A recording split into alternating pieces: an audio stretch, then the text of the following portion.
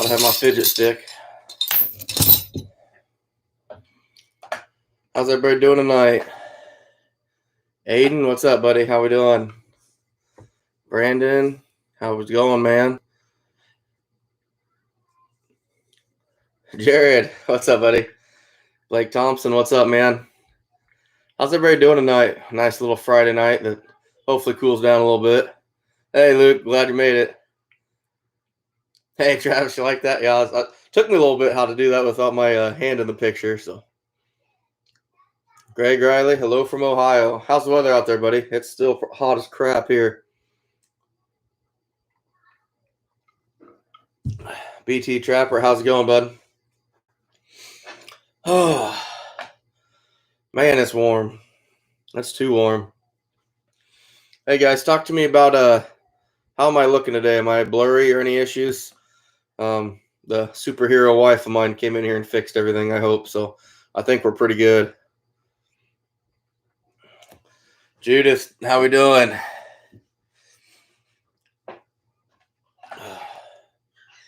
Travis looking good. Aiden, way better than before. That's awesome. That's what I need to know.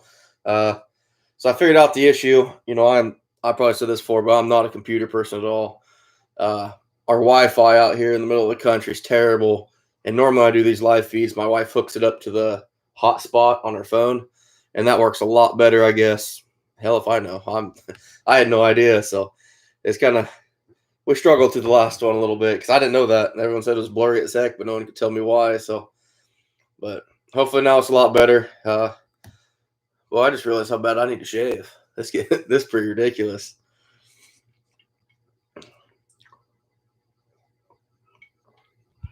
Luke, I thought you had a football thing tonight. You weren't going to be able to make it.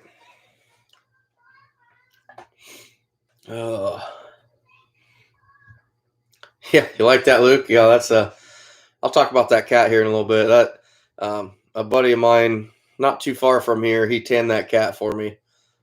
Is pretty cool. Turned out really well. He asked me, he was getting in, well, I think he's been tanning for a while now. I just heard about him, but he's like, hey, you got anything I can tan for you? And I was like, oh, got this cat that's pretty decent. So if you want to mess with it, you're more than welcome to. So I'll just go ahead and grab that actually.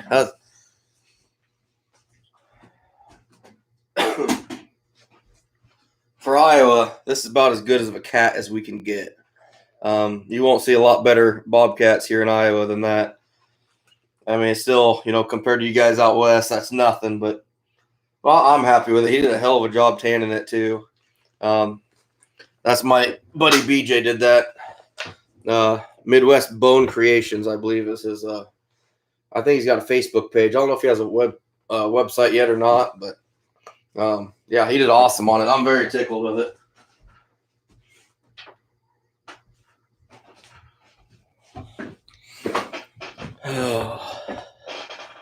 Lexi, you retracted your message. How's it going, girl? Oh, you got a meeting at 9:30? I got you. Aiden, you have a good feeling about this idle season? I've got some good bucks on camera. Yeah. Tell you what, I'm really good friends with a guy that actually works and hunts for Jury Outdoors. And I'll tell you what, some of the pictures he showed me on their trail cameras, wow, it is just insane. But yeah, there's some pretty good ones. That one I took a thumbnail of. That's my big boy. That's the biggest buck I've ever shot. Went right at 171. So good enough for me. I told myself I want to kill a 170-inch deer before I died, and I was lucky enough to do it. Hopefully I kill one bigger, but if I don't, you know, I'm pretty content with it. LDT Outdoors, how we doing? Jacob, where I live, you can't trap beaver, but I can hunt them. What's a good attractant? You can't trap beaver, but you can hunt beaver. Oh, boy, I've never done anything like that, but I would almost say if you have a spring season, throw some castor on the bank. I don't know if you can do it at night or what your laws are, but if you throw some castor on the bank, I got a good buddy that, I don't know if he's on here yet or not, but he watched himself catch a beaver. He made a set, went like 50 yards down the creek, made another set, came back and watched a beaver work his set and get caught right in midday. So they're definitely drawn to that caster. I would look into that. Just check your laws and stuff, because I've never heard of that. That's pretty crazy. John Lentz, what's up, buddy? What's up, man? That John Lentz, he taught me a lot of what I know about trapping. Met him a few years ago. We've had a lot of fun together. Always go to conventions. Tends to always get me in trouble making bad decisions with a few drinks here and there. So, Remmer's channel, how we doing? Internet veteran. Oh, thanks, man. You didn't have to do that.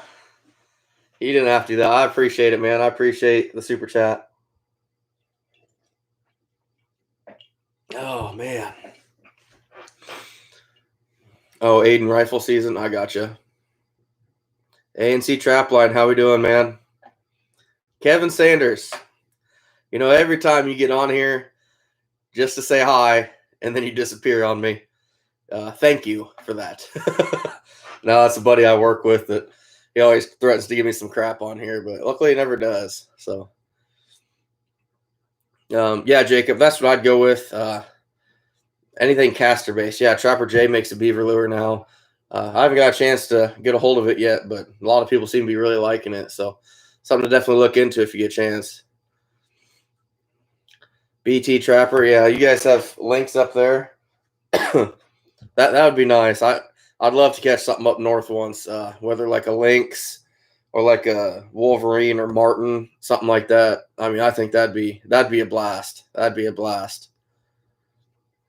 Yes, Chad, we're live. If you haven't noticed, we are live. Jordan, what am I drinking tonight? Same thing I always like. Just my regular rum and Coke mix. 1 puts me to bed. 2, I'm feeling pretty good. 3, we're gonna wake up in the morning on top of the roof naked or something. So I tend to stick down to just 1 or 2 at best. But it's a weekend. I might cut loose a little bit. I'll tell you what, it sucks though. We're getting our furnace and air conditioner put in today and tomorrow. They just started working on it this afternoon.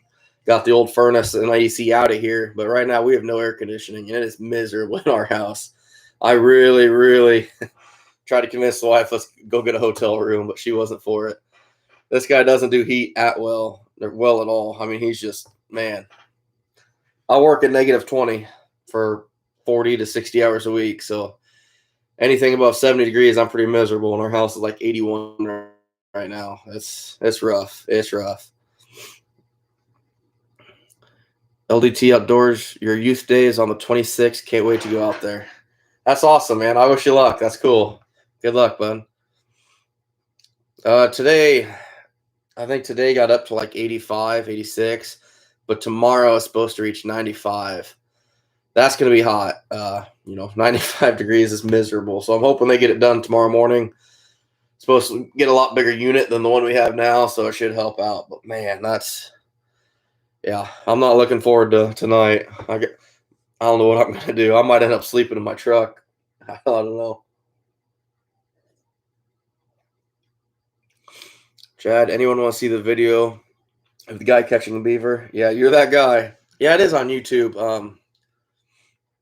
Because you had trouble getting that put on there, didn't you, Chad? Or did someone else put it under their profile? Yeah, that was pretty cool watching you catch that beaver, filming before it, watching that beaver work the set and then get caught. That was pretty cool. That was pretty awesome. Yeah, Sanders, tomorrow's going to suck with no AC. I was actually just thinking I'll just go into work. It's -20. I'll just go to work tomorrow. But the wife said she wants to go we're going down to the Renaissance Fair down there in Des Moines tomorrow. So I'll probably die of a heat stroke or something. This fat guy's not made for that. Oh, Remmer's channel, South Dakota Fall Convention tomorrow if anyone's bored. Oh, cool. I didn't know their convention was tomorrow. Where's that going to be held at, Remmer's channel? Do you guys always have it in one spot, or does it kind of move around the state like Iowa's does? Because in Iowa, I mean, it bounces around from fairgrounds to fairgrounds in all different corners of the state, it seems like. LTD Outdoors, the high is 80 tomorrow, North Carolina. Yeah, we're warmer than that, unfortunately. I'm not looking forward to it.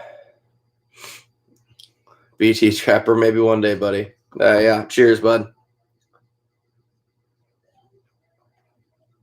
It's under your profile, but you're no YouTube guy. Well, you will be this fall. I haven't talked to you about that, but I would like to do some filming with you on, when we're doing some coyote trapping and bobcat trapping. I think that'd be fun. Judith and Dan, you should go get a cheap window unit for the window and use it in the fur shed. Actually, I bought a air conditioner, kind of a portable, not even a window unit, just a portable one on wheels, and it vents out a window. I had that in the shop, and I brought it in here tonight, and it's actually cooling down the living room where the family's at right now pretty good. But when I had that in the shop this summer, it didn't even phase that 28 by 50 shop. I mean, it was crazy hot in there.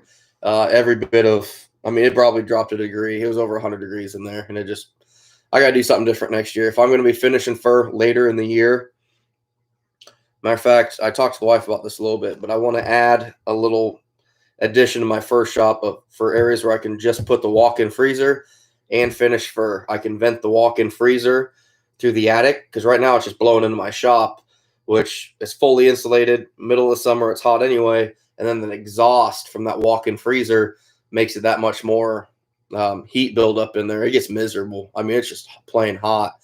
So I want to build a little, I don't know, probably be like a 10 by 15 area where I can have that walk-in freezer vented through the roof and a flushing station and just an outlet for a window AC unit or something in there. And I think that'd make a huge difference, a substantial difference, actually. So, Jack Welsh, how we doing?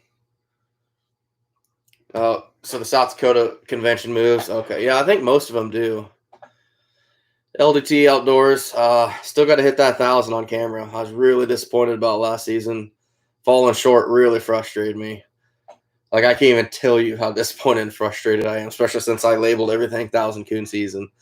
That was disappointing. Very, very disappointing. Rammer is Grant from the Dakota line. Oh, okay. Okay, John. Thanks, buddy.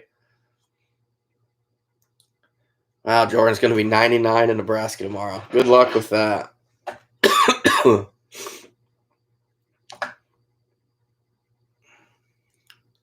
Greg, hope that crazy lady is doing well. Apparently, I fooled a bunch of people with that video, talking about that crazy lady over there. That was pretty fun. My wife, once I showed her what I was saying, when I was trying to film her, and she heard me talking about it, she's like, "You called me a crazy lady?" Well, I love you, but yes, the crazy lady. Mike Fletchell, you've been waiting for the notification that you were live. It just popped up. How we doing, man? Haven't seen you since convention. Brian West, Indiana FTA is on the 25th. There's a lot of stuff going on because Nebraska's is what, in 2 weeks, I think. I know they got a convention coming up too. That's not too terribly far.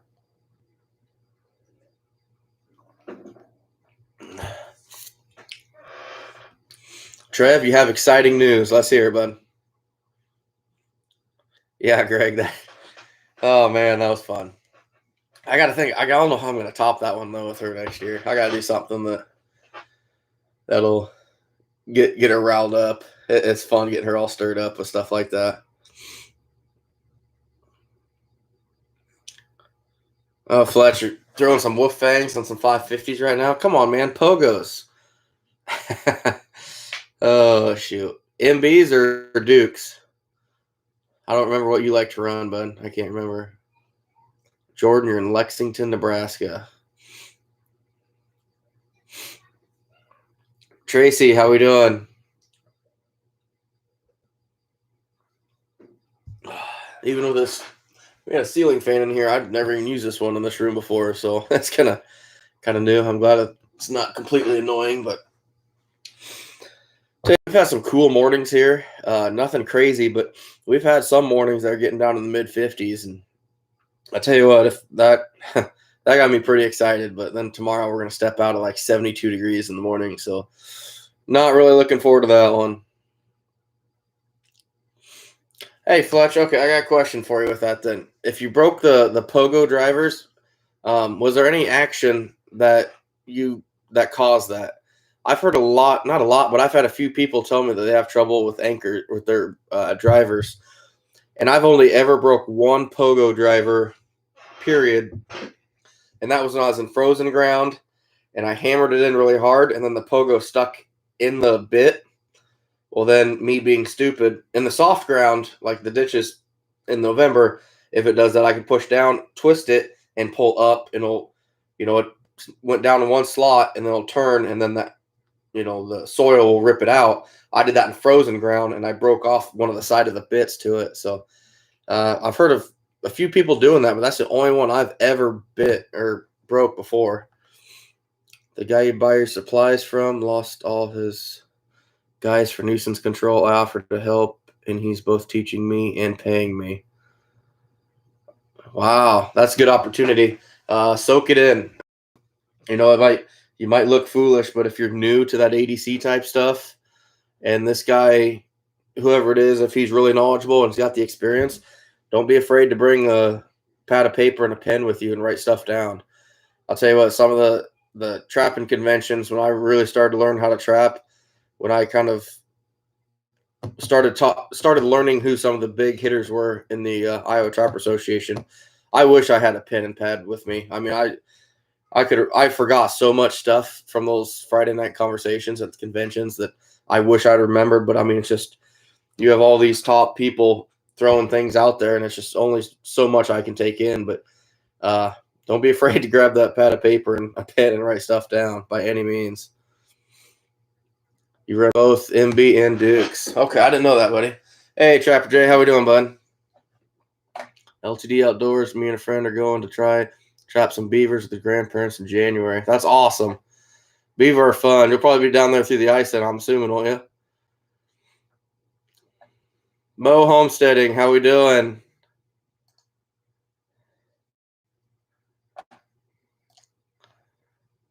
I finally caught up with you on here, Mo. I've been trying to do this for a while. I forgot about it. Judith and Dan, you talked to Bill Duke. The 850 beaver traps are behind schedule. Yeah, I figured it's going to be a bit with all the stuff, issues with China and whatnot. You ordered a skunk pole, probably order some drags for season. Oh, what kind of skunk pole did you get? I know there's a bunch of stuff out there. Mike, the end split open, you're driving it in frozen ground.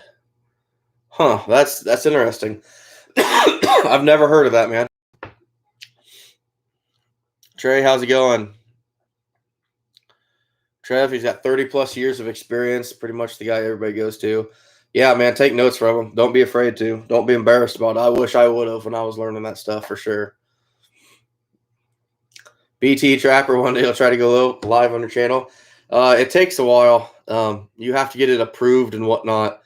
I tried to go live like 3 times, and every time I'd get a step done, and then they said you got to complete this step, which takes like a week. Then I'd get that step done, think I'm going live, and there's another step I do take like a week. It's kind of ridiculous. Jay Towner, how we doing? Gary Shepard, South Dakota Trappers Convention, Clark, South Dakota, west of Watertown. I'd like to go. I've been to Dakota Line a few times.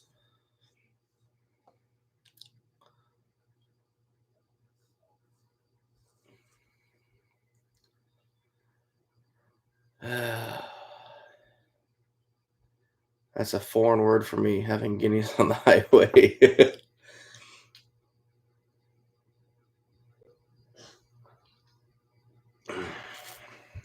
You got to work, Trapper Jay? Going straight through the whole weekend then, or what again? You're going to work yourself to death. So will I, though, so I get it.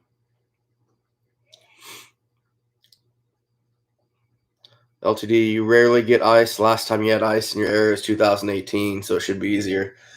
Yeah.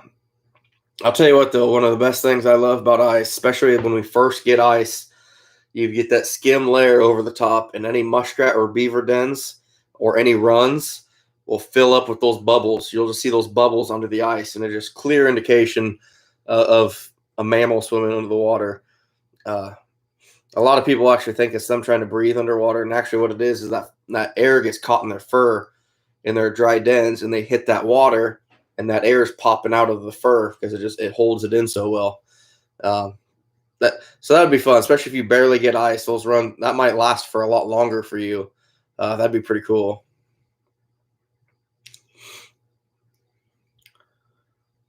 Bo, that changed. They used to not have that. We just went live way back when. Oh, I didn't know that. Luke bought a lot of swivels and J hooks today for my drowning line. You're gonna have a hell of a November, buddy. This buddy of mine on here, Luke, he's playing football in college, and he's gonna trap really hard during his Christmas break. But he's trying to figure out something he can do in November while going to college and playing football. So I've been talking to him and working with him a little bit. That kid's got more drive than I do. He's gonna outperform me in numbers by the time he graduates. I'd almost guarantee it. But yeah, you're gonna have your work cut out for you, bud. Just remember, school first. You got the rest of your life to trap. Oh, you're going live tomorrow night? All right, buddy.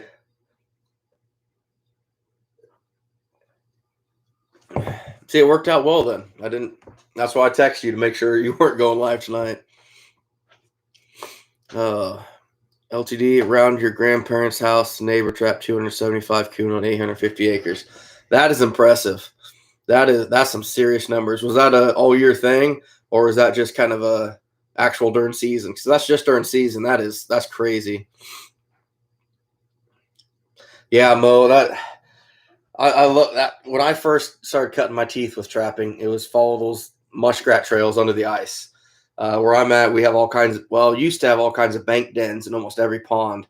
And as soon as you'd get some ice, you'd see 15 of these bubble trails coming out underneath the ice. And back then, I don't even know if colony traps were legal then here, so we used all 110s. But it was like my second year trapping, like really trapping, and I caught 100 rats. And I couldn't do that now, even with the traps and knowledge that I have. It wouldn't be possible. You're going to second shift on October 4th? Oh, that sounds miserable. I mean, I guess if the girls are off to college, it wouldn't be as bad, as long as the wife stays up for you at night. Michael, hello from way up north in New York. How's it going up there, bud? Trev, muskrats are one of the only animals that can eat underwater. True story. Are beaver the same way? I know you can catch them the same way with baited conibears and stuff. I'm kind of curious on that.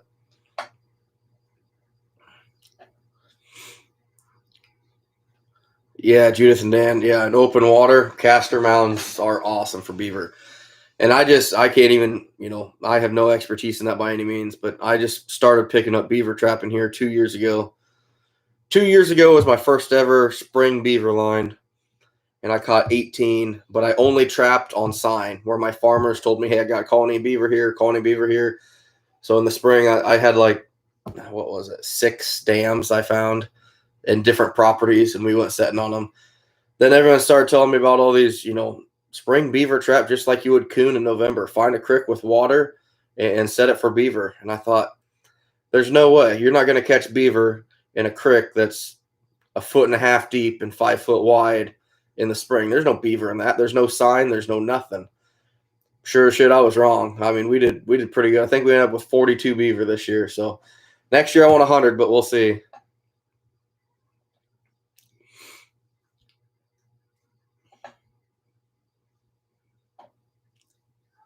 No, I think he was up there in Ames at Iowa State, bud, or something up there. You got some Asians that want raccoon guts to eat. You don't have to gut them first. That's crazy. I think if I ever get to run line with Jay or any of the other trappers, I would like to do those. Yeah, I know what you mean, Mo. Internet veteran. Friday, Trapper Jay. Saturday works with me. Yeah, I know it. I try to communicate with him. I mean, he's got a lot more people following him than I do. So if I ran when he would, I'd probably be in trouble. But if he's running, I mean, he's gonna have the following, and that's cool. But we work together with it. He's really helped me out with all this computer stuff, filming. We got some pretty big plans since he's running with me opening day this year. It's gonna be fun. Some of the ideas he's texted me, it's just like, How? Like, I would never have thought of that idea, but that sounds awesome. So it's gonna be quite the journey. I think that's gonna be a lot of fun.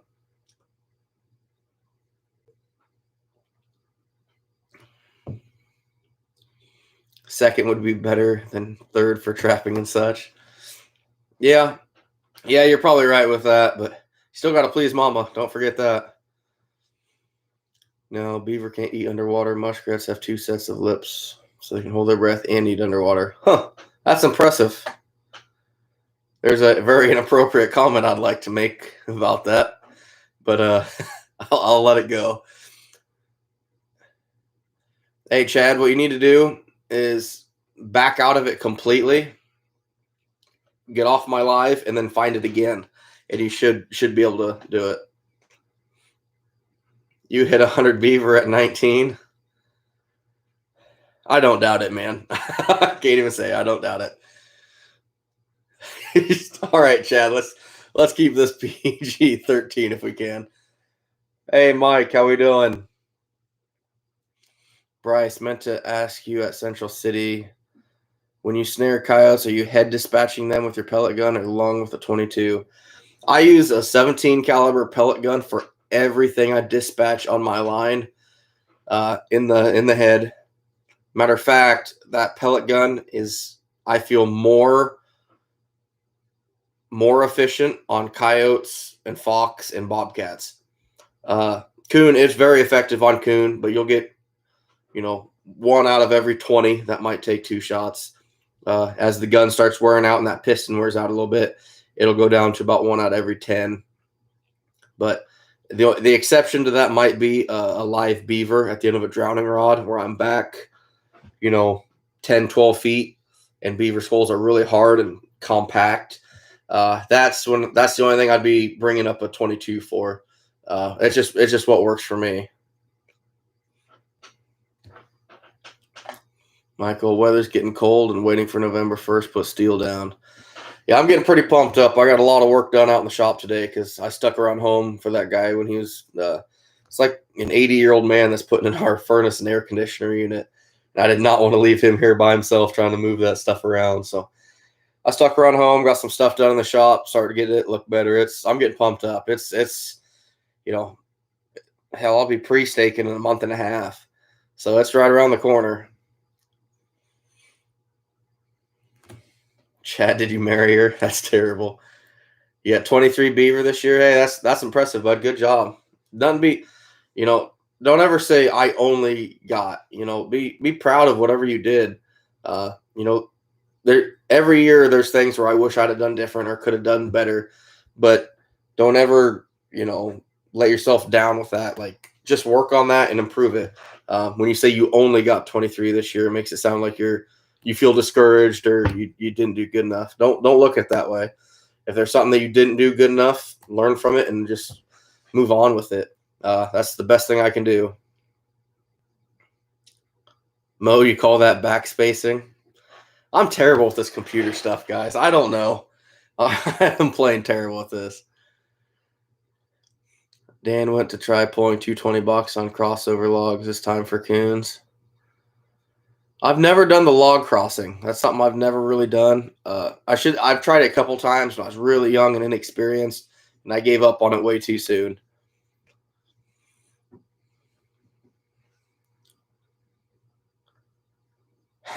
Good call, Chad. I appreciate you not answering that.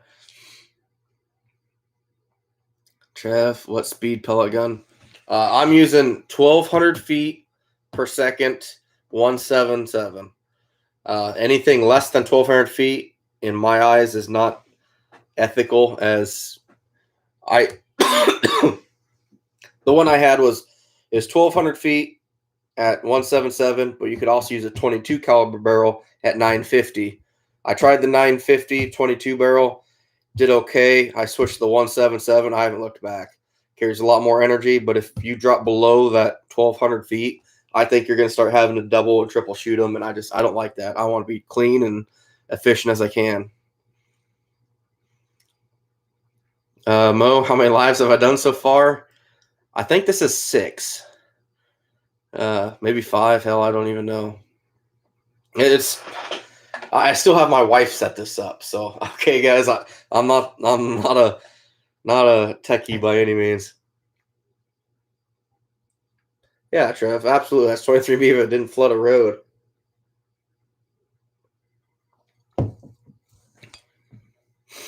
You tossed around the idea of enjoying your trapping and editing all the footage after season's over.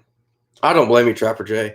That I mean, you definitely know what I'm talking about when I say there is so much more to trapping when you're trying to film it. And I did not realize that until last year. There is so much more work that goes into filming this. Uh, and these cameras aren't cheap. I'm going to be getting a GoPro this year, which will probably be my cheapest. Yeah, it will be my cheapest camera I got. The one I got now, after I ruined my last one, this sucker was $800, and it's supposedly water resistant and dust resistant and whatnot. But still, I don't. Those are expensive. I already ruined my one. I ruined was $600, but I don't blame you, Trapper J. I don't either. The only I almost thought about that. Like, I just post all these videos in like March, but for me, I like doing a day by day update, how things are going, and for the people that can't actually trap or just don't want to, they could relate. Go outside in the morning and say, "Wow, it's snowing," or it's cold and rainy, and they're gonna go, "That poor son of a bitch is gonna be miserable today," and I'm gonna show a video of him that night, like, "Guys, I'm miserable," and I don't know. I like that idea, but that's just a personal thing for me. We call that backspacing when you can't say anything that we are thinking, but not. Now I got you. Now I got you, Mo. 17 Hornet works good. Yeah, yeah, it's pricey, and that's anything with freaking firearms anymore is ridiculous. You are a natural. You're doing great on your lives. You're doing fabulous. Thanks, Mo. No, I don't know what I'm doing. I just like talking trap, and I get these types of talks at conventions. And since I started this YouTube thing, I was like, hell, we'll just now I can actually talk with other trappers on this, and I love talking trapping. That's what I love to do. So this works great. Let's all not forget about tomorrow. Never forget. Absolutely, yeah. Tomorrow's 9/11. Yeah, it's a pretty rough day in our past. That's for damn sure. Do you think you would do it though? That's the thing. That would be a lot of editing. Yeah, Trapper J, that would be a lot. GoPro would have been better. Yeah, you're right, Jay. John, have you tried any of the alloy pellets? I've had the best luck with pointed lead pellets. I have not, John. I'm using I don't know if it's Crossman or what it is, but they're like a piranha. They're called piranha tips. They almost look like they got teeth on the end of them. Those suckers, they work pretty good. But it's about the only ones other than like the hollow points that are in 177 I can find at Walmart around here. So that's just kind of what I stick with. LDT trapping starts for you late November, but you'll be in Wisconsin hunting for deer, turkey, and squirrels. So you won't start trapping until early December. Yeah, I get that. And that's for me, I'll never miss my opening day of trapping season. But that's me, and that there's other circumstances could play into that. There could be something huge that'd make me miss it. But for me, unless I was going on like a moose hunt in Alaska, I'm not missing opening day of trapping season. But that's just, that's everyone has their deals. I wish you luck on that, man. That'd be fun going up to Wisconsin. That'd be a trip.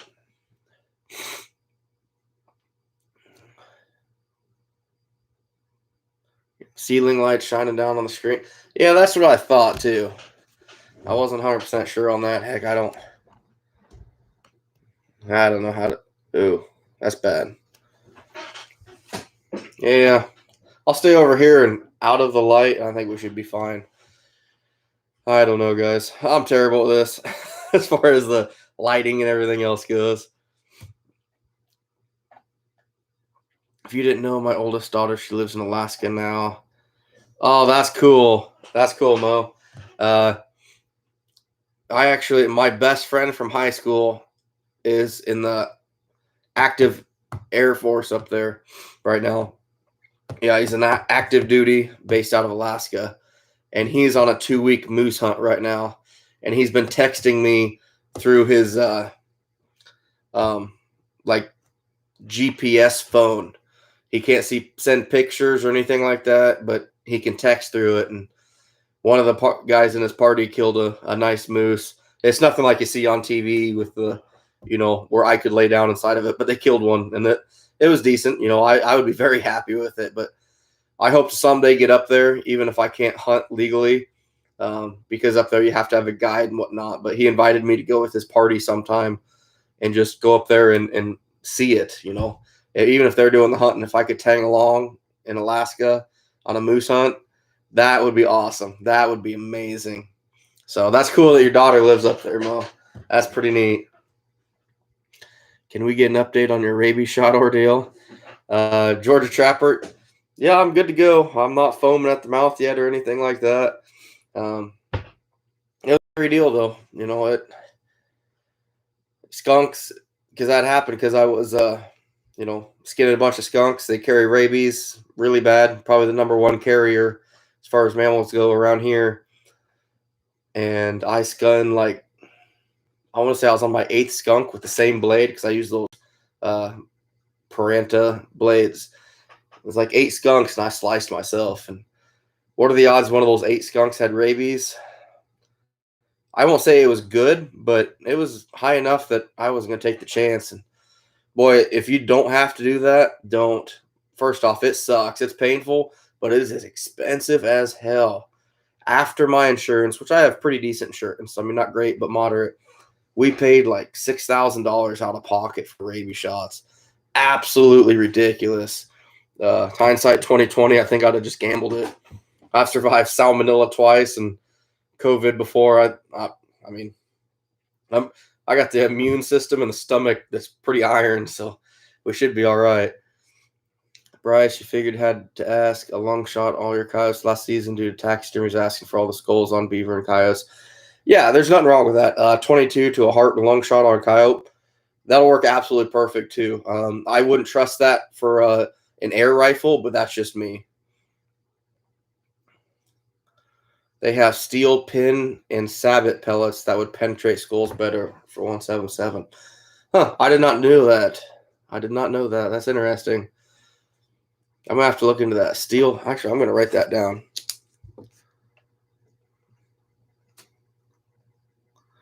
It says steel pin and sabot. Thanks, man. I appreciate that, guys. I'm always looking to improve on things for sure. I just buy it's like 500 pack pellets for, I think it's like $8 or something like that. Really cheap. John trapped your first 2 beaver and first fisher this past year here in Rhode Island. You got back in trapping after a 25-year break. Back then, there wasn't a beaver or fisher trapping season here. Hey, welcome back to the trapping world. That's awesome. That's awesome. Glab Family Adventures. So they do do they do any filming or anything out there, like up there hiking or anything, Mo? Oh, here we go. Saw your first moose last week. There were 4 of them walking through town. Wow, that's awesome, Glab Family. Did you guys just move up there then, or have you been up there for a while?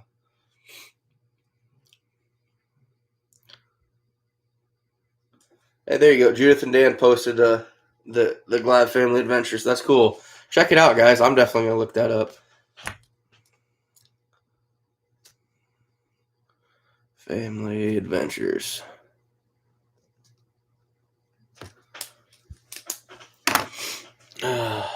Yeah, Chad, you experienced the rabies shots too. You'd rather be going for the 14 point at my grandparents'. It's going to be a giant. But it was doe only season that made him 100 yards away from him. Oh, man, deer hunting's fun, man. That's hard to let go with.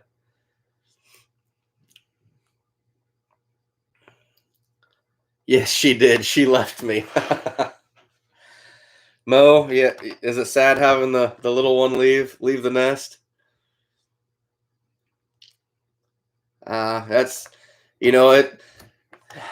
I won't say it'll get easier for you, Mo. I know when my buddy left, I mean, my buddy that lives up in Alaska, he's my best friend.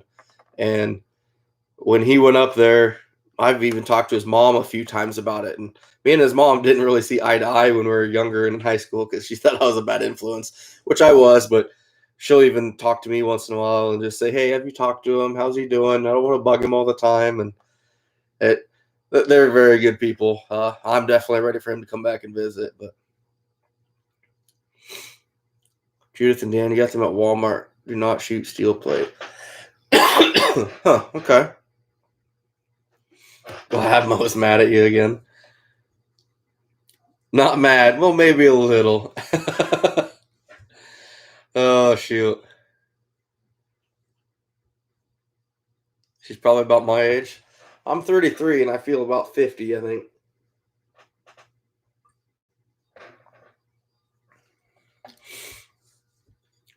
Hey, LDT, you said you're going after that 14 point.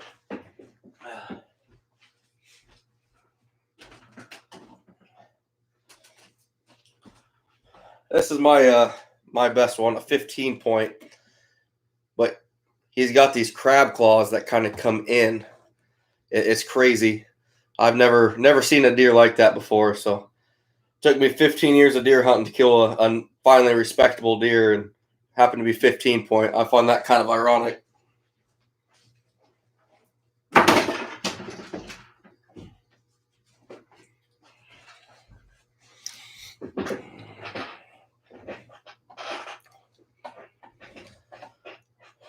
LDT, don't take it personally, but I'm not going to tell you exactly where I'm at in Iowa. I get plenty of people, not just, trying to find my trap ground, but plenty of people that still threaten my wife and kids. So I will never publicly tell people exactly where I'm at in Iowa. So don't take it personally. It won't happen. Hey, thanks, Mo. Yeah, pretty happy with that. Pretty happy with that. Man, it's hot in here.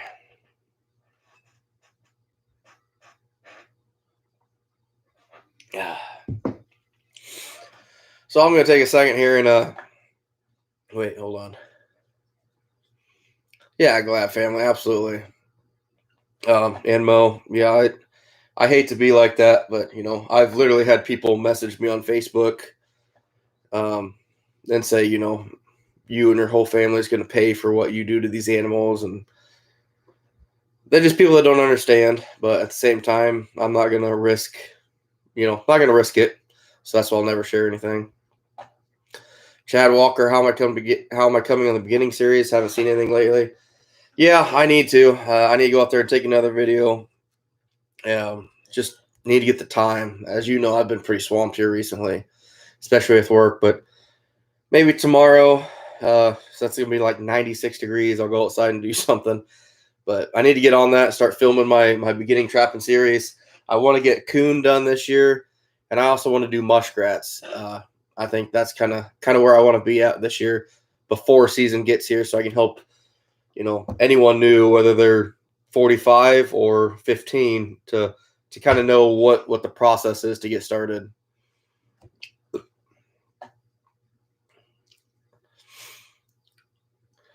Luke, would putting a trail camera of fish oil to a pocket set affect anything?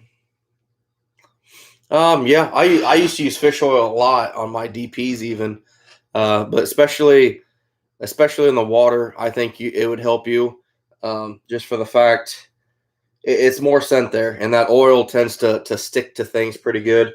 I wouldn't be opposed to doing it at all by any means.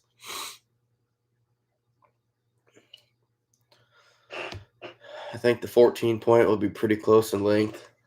Yeah, that's a nice deer, man. That I think I said earlier, this one was 171 and 3/8 or 5/8. I can't remember.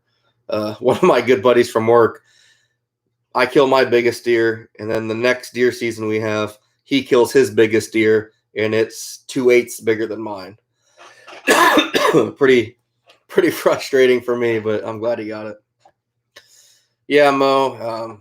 I've turned them in, but it's just it's one of those things where no matter what, it's just not worth the risk for me. Brian, have I ever used licorice or molasses in DPs? No, I have not. Um, there's so many things that work in dog proofs. Okay, I mean there is so many things that work really well in dog proof traps. But for me, I find for me to be able to move the quickest, and a very good bait for me is just cat food. Uh, it's just, and I'll never discourage anything. If you got something that works for you, use it for sure. Absolutely. I know a lot of guys use marshmallows and spear things on the trigger and do a combination of like molasses and honey and stuff. And that's great. Stick with it if that's what you want to do. Just for me personally, for what I'm running, I literally will cone my hand on the back of the. Oh, here, got one right here. I'll cone my hand on the back of that, and then I got a 32-ounce bait container. Run it down my hand like a funnel, fill it, and I'm gone. I'm out the door. It's just a speed thing for me, is why I do it. I feel it's very effective and it's quick, so I have no reason to really do anything different. Luke, Chad, you give a squirt of fish oil around the pocket. I figured. Kenneth, am I going after more rats and mink? I learned a lot last year, late season, when I went north. Any of you that followed along that late season, it was a big learning curve for me. I trapped areas that I've never been to, a whole different terrain type than what I was used to. And that was a very, very learning experience for me. And it really makes me want to target mink late season. I haven't talked to my buddy up there yet 100% about it, but it sounds like I'm invited to go up again, chasing coon late season, some mink, and for the first time in my life, I actually will be setting some weasel boxes. I've never caught a weasel. I've never seen a weasel in my life, but I know they're around. Actually, that buddy of mine that lives in Alaska, his grandma's cat caught a weasel, and it was about 5 miles from here. So I know they're here. I know of a good friend of mine that lives about 15 miles northeast of me. He's seen 3 last year run across the road. So I'm going after him. That's one of the 2 things that still elude me here in Iowa, that and a gray fox.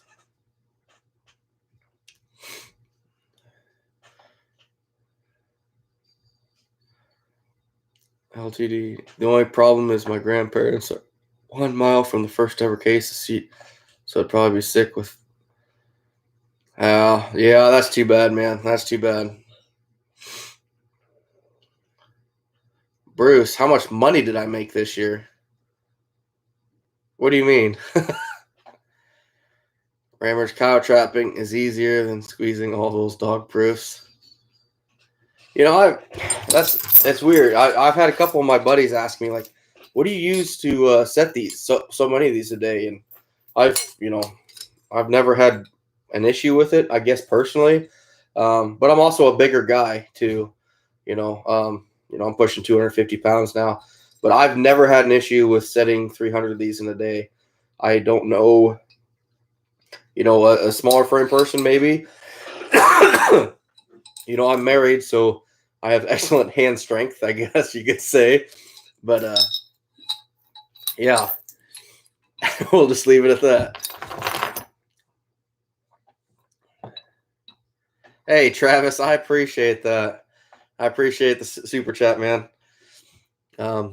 Anytime I'm targeting skunks, bait, and locations, I'll tell you what, almost every skunk I caught last year, actually every one of them was in a dog proof, my pole only dog proof for coon, or 220 blind set, trail set for coon. That's the only way I caught skunks last year. I love catching them, though. I think we ended up right around 50 of them, but it was fun. I love catching skunks. Man, those things are fun. And they actually got some value, so I appreciate the super chat, Travis. Appreciate it, man. Internet veteran, best way to catch a mink.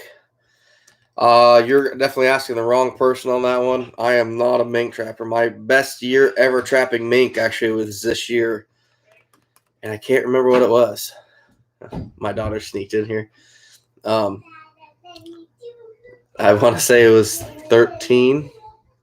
Honey, she opened the door, but I'm not a. You want to shut the door, Gracie?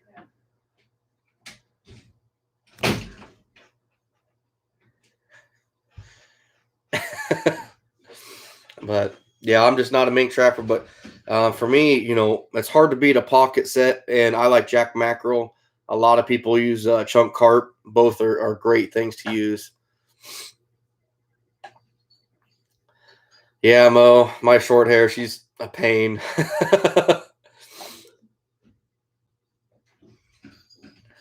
WT trapping.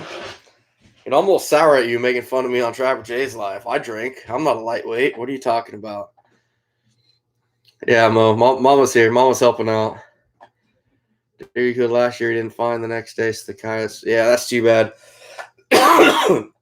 Coyotes will clean the deer out here quick too. No, WT. I got some kind of head cold. Real bad nasal drainage and crap, and just congested. Not COVID or anything like that, but just believe it or not, there's other stuff going on. You can still catch other sicknesses than COVID. Who'd have thought? Use modified version of the weasel balk to catch mink. Nice. I like that. I like that.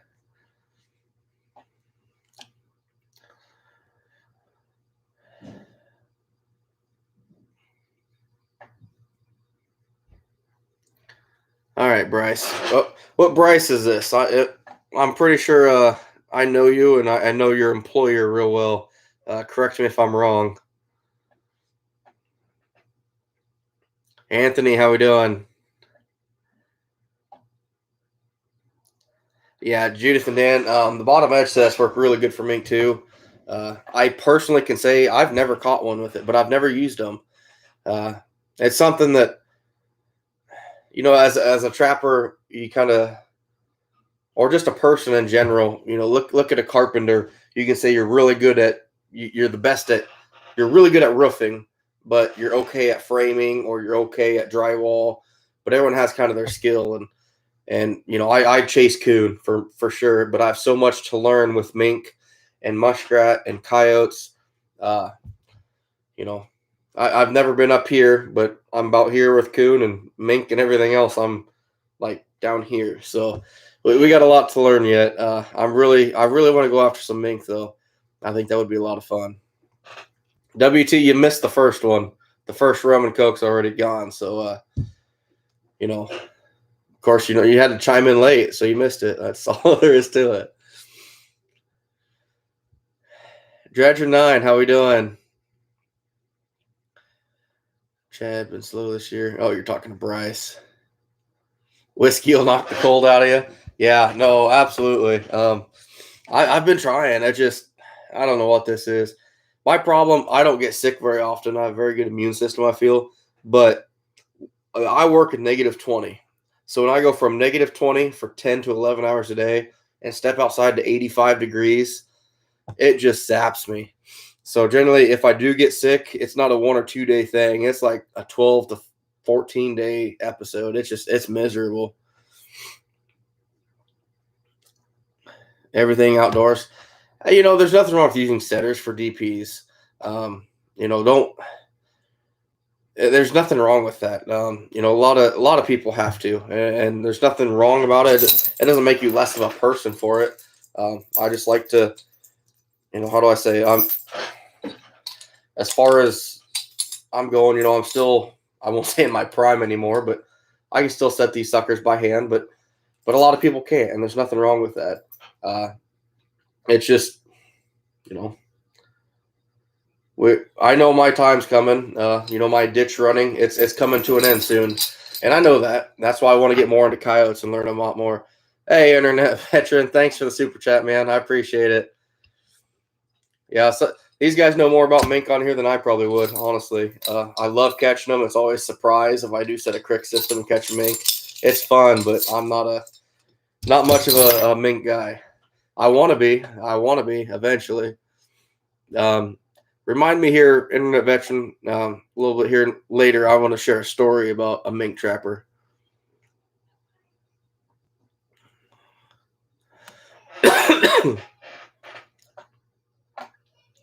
Blind sets for muskrats with 160s or 220s. Anthony, I'm not sure if that's a question or if you're giving a statement for muskrats, but if that's a question, I've heard a lot of people like the 160s. 220, in my opinion, might be a little big. You might have a few misses or catch them by the tail. But I could be wrong on that too. Another kind of venture that I've never gone down. You're slowly getting caught up, Mo. Should be there soon. Alexis, maybe some JP will help with that cold. That JP Weiser, I still remember driving up to Dakota Line after me and your old man had a few more of them than we should. I can't think of that guy's name. He helped set that camper up for you guys at the Nationals. Jamie?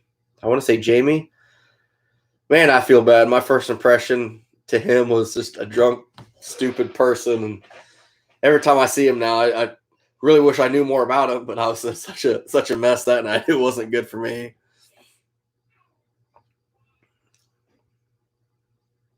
Okay, Bryce. Sorry, you're not the person I was thinking of then. There's a Bryce that actually works for Sleepy Creek Tannery. That's who I was wondering if that's who you were. I talked to him quite a bit on Snapchat about trapping and stuff. I wasn't quite sure. He just said he was going to chime in tonight, so I wasn't sure if that was you or not.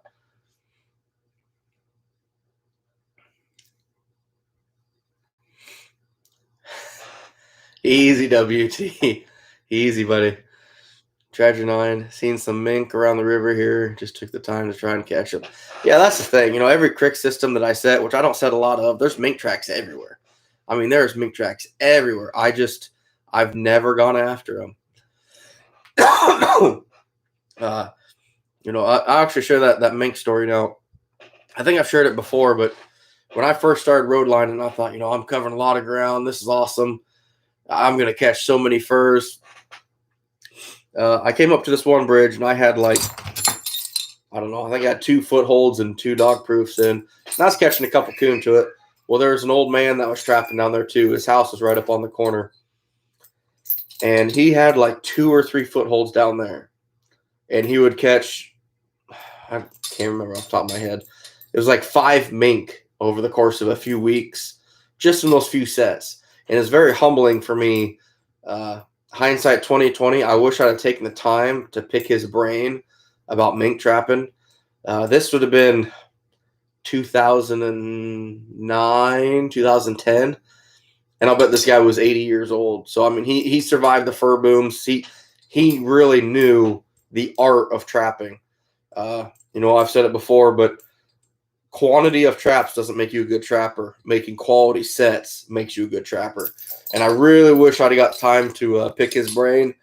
But being 20 years old and I won't say full of myself, but I was in a hurry. I always got to move, got to get to the next spot. And hindsight 2020, I definitely wish I'd sat down and talked to him a little bit.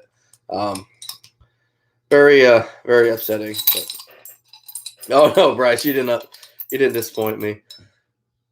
Chad Walker wanted to introduce myself in Central City, but got tied up talking to Bruce. Then had to get going home to keep the wife happy. Yeah, I got to keep the wife happy, man. Absolutely. That's too bad I didn't see if they're in Central City.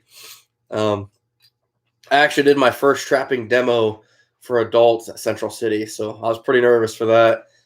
Kind of bounced all over the place. I was pretty nervous for it, but I feel like it went okay. Hey, WT trapping. The shots knocked that cold out of you.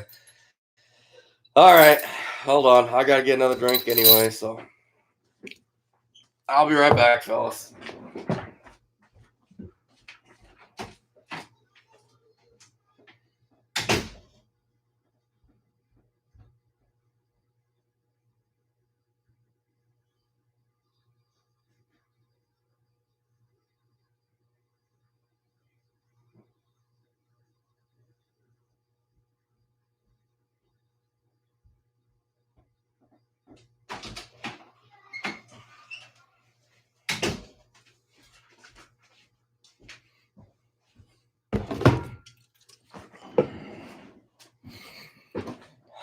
All right, WT.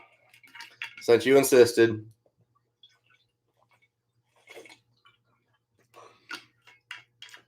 See, I can take that like a champ. Taking a shot of this is a terrible idea. That is not worth it.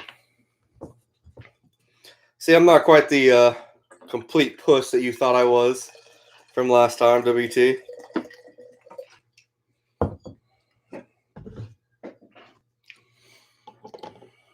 Edward, how we doing? Welcome to the show.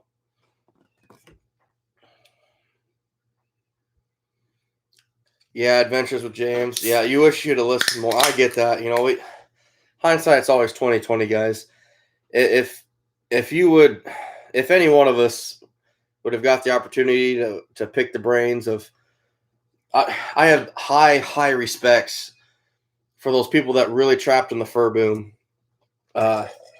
You know, that really knew the art of trapping and how to be subtle and discreet about it. And that is huge. You know, if you look at how I trap, I'm not hiding anything. You know, you guys know that. I've got crops, what I call crop circles, where they ring out. Some of them I got halfway in the middle of the gravel roads. In the fur boom, that would not have worked out. It just wouldn't have. I know that. But, you know, and that's why I really respect those guys for knowing how to hide a set, how to catch furs, and be discreet about it. And it's pretty awesome. No, Dredger 9, not Yukon Jack. No, absolutely not.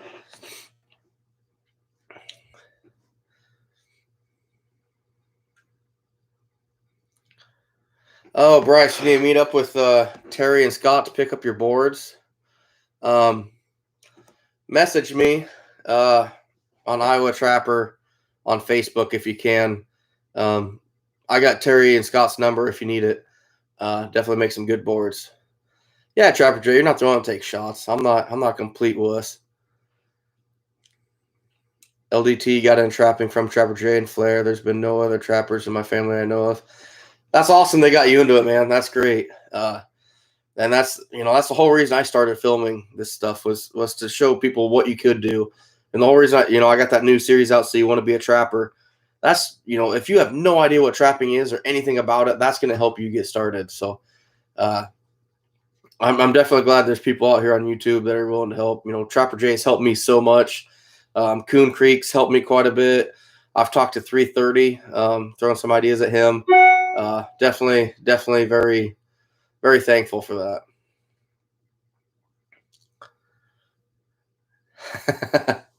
WT. All right.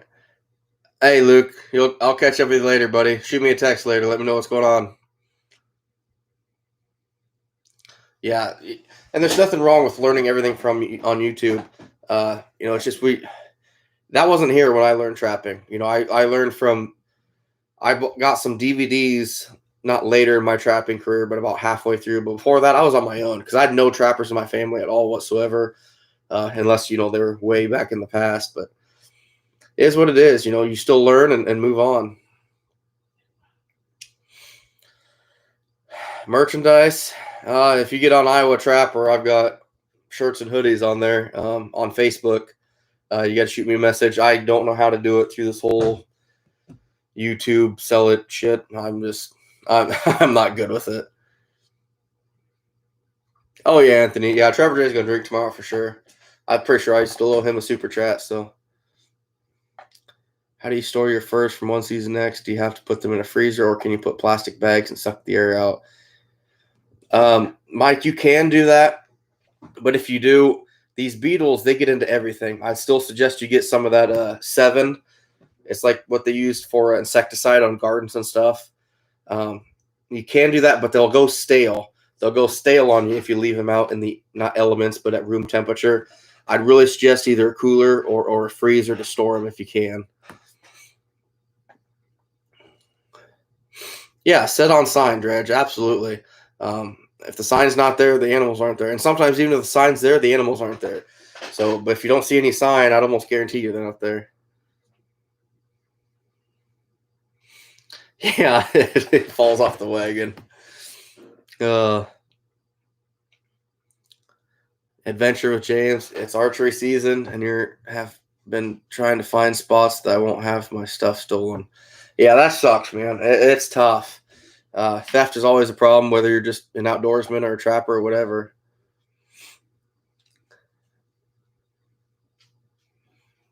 Oh, glad you're back.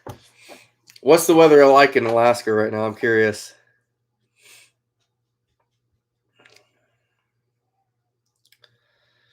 Yeah, chat it. You're be a few of us camping at Beeman Friday and Saturday. If you can't make it out, look for the camper with possum hanging with the awnings. Yeah, Chad, absolutely. Um, I'm trying to make Beeman myself. I will not be there Sunday for the event, which is really disappointing. But I'm really hoping to make it up there just to catch up with you guys a little bit before season. Yeah, Mo, we got to teach things to others. I mean, we have to.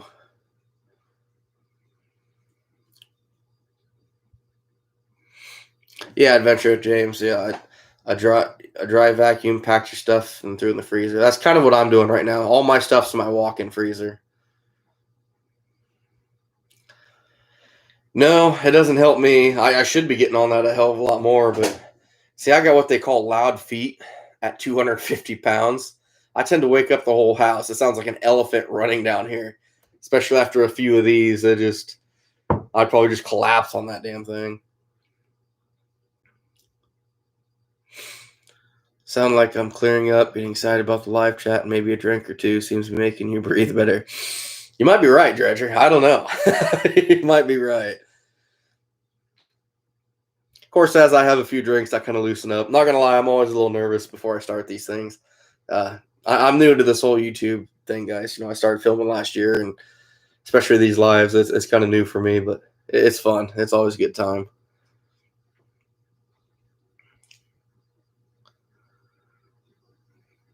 Hey, my side. Glad it's in the lower 60s and in the upper 30s at night. Been nice this week. That's awesome. I'm pretty jealous of that.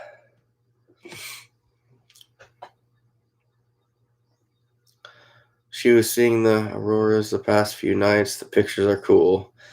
Yeah, Mo, that's my buddy will send me pictures of those northern lights, and it's pretty neat. It's a pretty good time. I think of Jay as half cooked already. It wouldn't surprise me. All my buddies at work that watch me, they say as I drink, my left eye starts to squint, and I start going pop-eyed on them. And I had to try to prove them wrong, and I went through one of my lives. I'm like, yep, you're right, 100%. That's how it goes.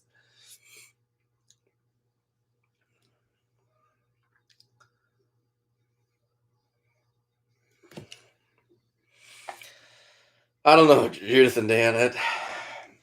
I do feel a little better though since I started drinking, but it's not even down here. It's just up here, and it just sucks.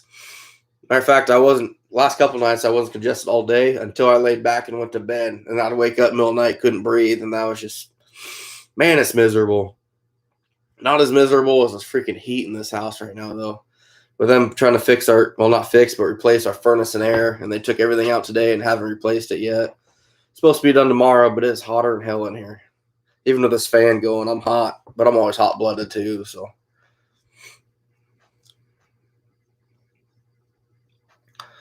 Yeah, Kansas Trapper, go for some low 60s. We've had a couple lows in the mid 50s, and that's been pretty nice, but man, it's still, like I said, tomorrow's upper 90s. It's just too damn hot for middle of September. And it's really hard for me to get motivated for trapping and getting stuff ready when it's this hot because it makes me feel like it's July. And it's really, I've only got a month and a half and I'm pre-staking, so I've got a lot of work to do in that time frame. Yeah, hopefully I get up to Alaska and see those northern lights sometime. My buddy, since he lives up there, he's invited me up, and I'd love to do it.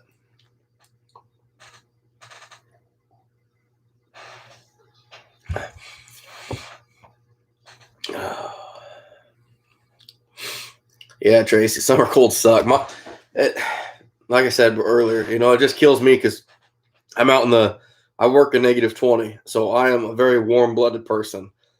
I work a -20 driving a forklift, and I normally have a hoodie and bibs, and I'm good. All this will turn into ice on my face, and I'm perfectly fine. But as soon as it hits like 73 degrees outside, I'm hot. I'm miserable.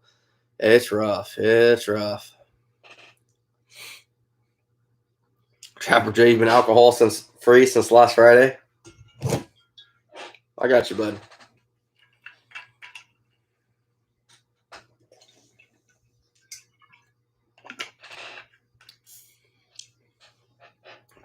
You left in the hundreds, and it was in the 40s when you got here 2 weeks later. That's nice.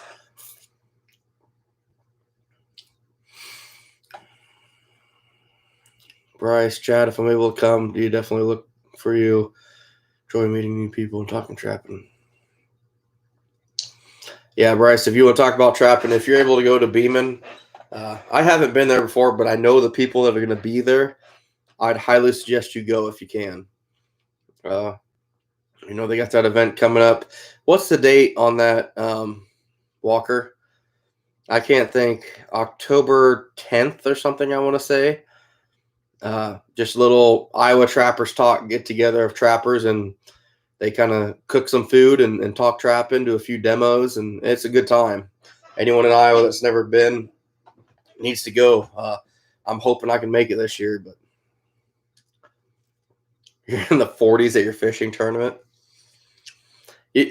That's funny, Trapper Jay, because when you come up here on opening day, I don't know what the weather's going to be like on opening day, but I got when my dad used to ride with me, which he still does a little bit, but it'll be 30 degrees outside, and I'm in a t-shirt. I'm perfectly fine with that when I'm trapping. But once it gets like 25, I'll throw a hoodie on. But I'm so warm-blooded, and if I'm working at the same time, it's just I don't really get cold.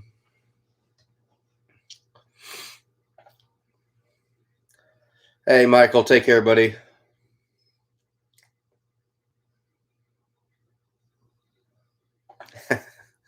That's all right, Possum. Can't remember, Possum. I've worked this is my first day off in 12 days. I'm allowed to cut loose a little bit, but I appreciate you looking out for me, Dad.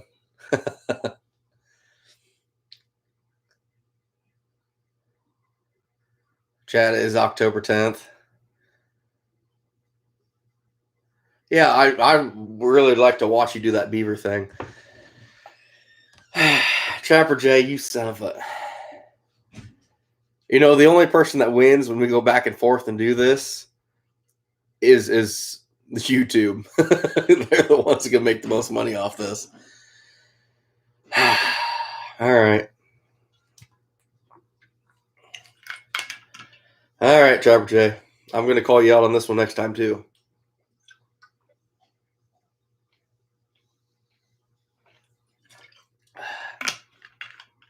Oh.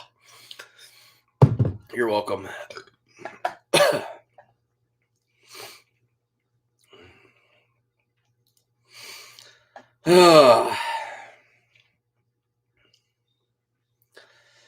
Ooh, that was... we're not doing any of that when you get up here on November 6th, by the way. Adventure with James, you're in a hoodie all last season, 6'1" and 250. Hey, you're an inch taller than me, so you carry it better than me, my friend. I promise you that.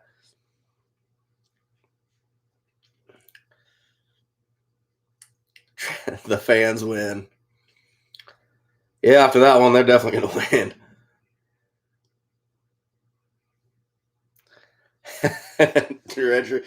The crazy lady just closed the door and said maybe later. And if she saw that, I guarantee you all doors closed tonight. See, Mo, here's the difference between me and Trapper Jay. I'm a northern redneck, I guess you could say, compared to him. We don't have shot glasses. We just drink out of the bottle. That's just kind of what we do here. Oh, man, it's getting hot in here. It's getting hot. But, I was thinking about it too, guys. my buddy BJ, he's the one that's handed that bobcat that you can see back there. He started a business called Midwest Bone Creations. He does furs, um, does Balcoms, he does skulls, does really good job on skulls. He's a big craftsman of about anything animal related. He's done some stuff for me, and between that bobcat back there, he did a broken Balcom for me. I forgot this was in here. Check this out. You want to talk about a pleaser, I guess you could say. He bleached this sucker out, and I mean it looks sharp. He did good. He does Balcoms, I mean everything you can think of, and he really liked what I was doing for my YouTube, helping get kids involved and whatnot. But he made me something, a turkey wing bone call that he randomly texted me and said, what's the most coon you caught in a season? I said 1,082. So he made me this wing bone call, if I can get it up here. And it says Iowa Trapper 1,082. I can get it right for you. This was awesome. I mean, I was completely shocked by this, but if you guys ever want a skull done, Balcoms, I mean, just anything, he's craftier than hell. Midwest Bone Creations, my buddy BJ, he does some awesome work. That bobcat of mine, he said, hey, you got anything you want me to tan for you? I said, yeah, go ahead and try tanning this for me. And he'd been doing it for a while, but I didn't even know he was. And man, it turned out awesome. I'm very impressed with him. So you should check him out if you guys ever need anything done.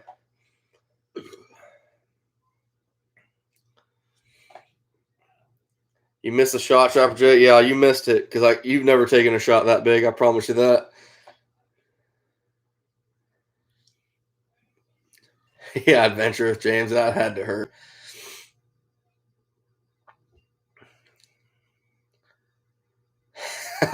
No, Trapper J.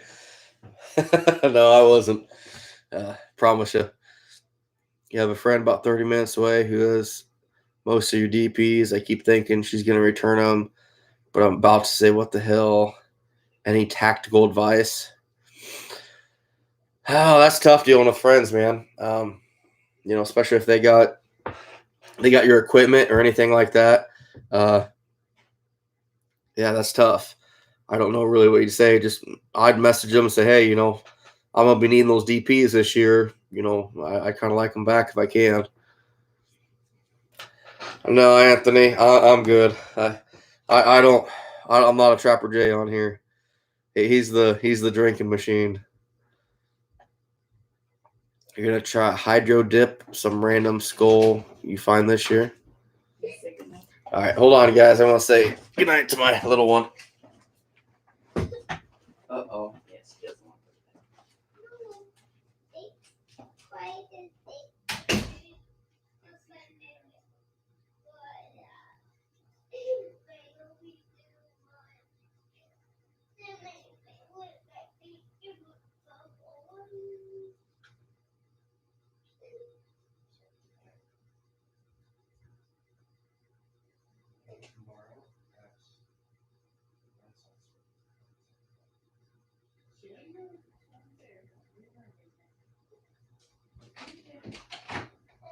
Good night, princess. Love you.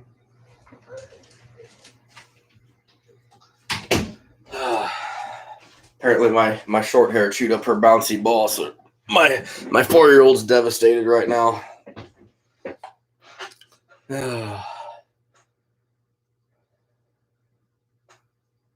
Okay, where are we at here?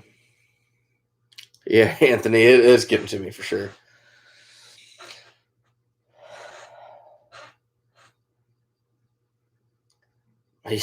Judith and Danny thought I was talking about Trapper J. Balcom. I mean, he can be a dick, right? Sorry, I shouldn't have said that. Oh, yeah, Mo, my little girl, she's my kryptonite. That's the one thing that gets me more than anything.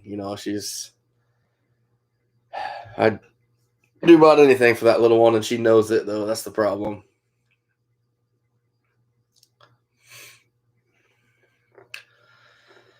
Hey, Dredger. Hey, thanks, man. You didn't have to do that. I appreciate that, buddy. And you didn't even have to make me drink for it, but I'll drink for it anyway. I appreciate it. All these other guys are pricks about it, make me have to drink. Oh, I forgot to backspace. Sorry. Hunt Ready, how we doing? Dredger 9, yeah. No, she knows it too. You know what? And what's really cool is I had her out in the shop the other day. She was pulling some spring beaver off of boards for me. She couldn't work that hammer pulling nails out for anything, and it was slowing me down terrible. But she loved being out there with Dad, and that just, no matter how tough of a man you are, that's gonna melt your heart. Trapper Jay's got 2 girls. I'm sure he knows that. But I actually did a Facebook video. I can't remember what page I posted it to, but I was talking about entanglement with DPs. To keep those swivels going, you want to keep all the branches out of the way, keep everything clear.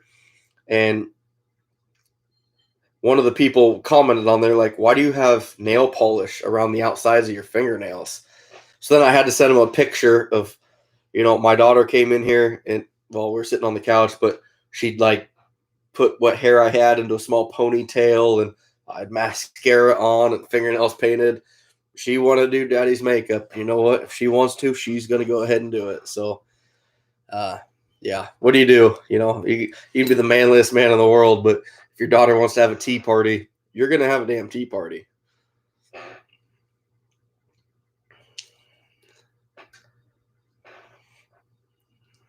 Hey, Mo. Yeah, thanks for sharing his site too, bud. Yeah, check out Dredger 9 Mil, guys.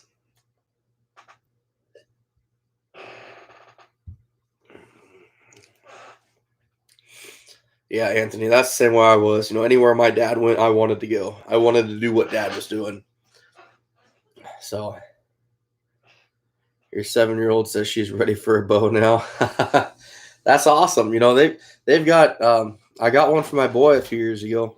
It was a small bow, and he's ready for a bigger bow. Matter of fact, we shot his first carp with his bow fishing bow this year. So, the crazy lady that they mentioned earlier is now going to join. Yeah, from the video. That's not funny. It is. It is.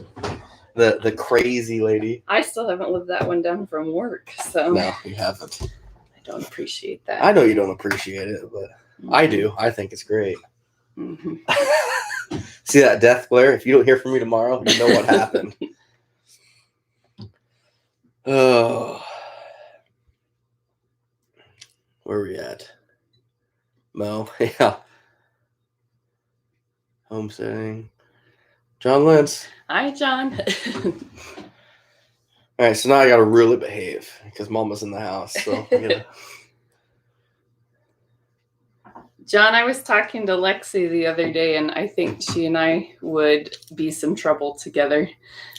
My turkeys are picking on each other, so I was asking Lexi for advice, and I was telling her if I could convince Justin that we could get a donkey and it would keep them from not fighting anymore. Mm-mm. But Lexi, I can't remember the part of the deal if I could convince what she needed, but I thought we'd be a good combination. We'd have a whole zoo between us. So, Mo, can you introduce her to us or call her Mama Trapper? I like Mama Trapper. Mama Trapper. Well, this is Jennifer, my wife, Mama Trapper. We're going to stick with that. No. And Jennifer's only if I'm in trouble. Yeah, no doubt. Yeah, Trapper J, I'm not on a treadmill taking 2 shots. I like his front teeth, how they are. He probably ended up playing. You're probably right. WT, I got news for you. Mama's not a drinker. That's not true. I drink Fireball. I have cinnamon in my tea. Yes, cinnamon in her tea. Oh, that's great. Oh, yeah, John. I've tried to get her drunk for years, and it just doesn't work out.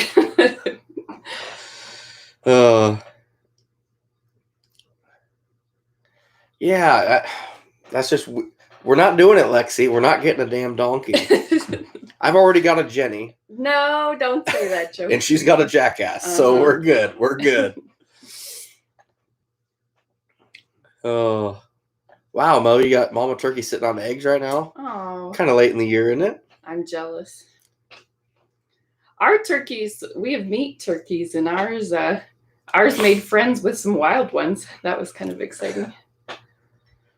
You have to drag your parents out of the house to go out to hunt because of how busy they are. We work, can't wait till I'm 16. Yeah, just be patient, buddy. Focus on school. School is more important than hunting. You got the rest of your life to hunt and trap. I promise you that. Call her Mama Jen. How about that? Fair enough. Fair enough. I like Mama Trapper. That sounds better. Get her a donkey. No, Mo. Thank you. I think there should be a vote. Bryce, you have a miniature donkey. Don't tell her that. I would love a mini donkey. Anthony, get her drunk kid number 3. Oh, I've got a little one. Yep, someone's upset. Yeah, I'm coming. Okay, go ahead. Someone had to go potty. So, Bird Brain 34. What's wrong, baby? She wants Baby Shark. Oh, okay. Baby Shark. We're playing Baby Shark for her. So, what camera set up? I got this Panasonic now. Can't think of what it's called. No, this is this is Luxem something or another. I can't think of what it called, but it takes really good videos compared to what my other one did. Is what everyone's telling me. $800 camera, but I'm also going to be getting a GoPro this year, and I talked about it a little bit earlier, and I won't talk about it again just to kind of verify what I'm going with. I don't know whether to get the chest mount, which I'll probably get, or the head mount, which I'll probably get both, but I kind of want to know for people that take videos working with their hands up close, if I was making a set, what they think about's the best one. I'm kind of leaning one way, but I want to hear what your guys' thoughts are.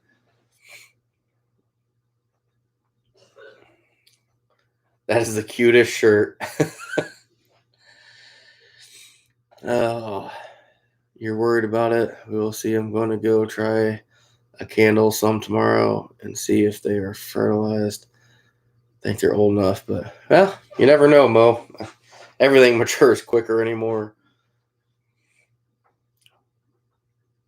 Hey, Ken, I appreciate it. Yeah, we're definitely gonna be doing a lot more film and trapping this year. I still got to film the rest of my series of So You Want to Be a Trapper, which is something I need to get on to. I need to really, really get moving on that. LDT, I'm not 100% sure what GoPro I'm looking at right now. Something that has the balance in it, so you can shake and it stays focused. Yeah, Kansas Trapper. That something about a little girl. It's just it'll melt your heart.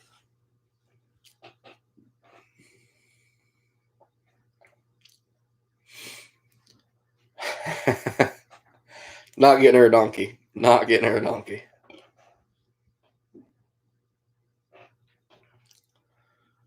Think chest would be better? Okay.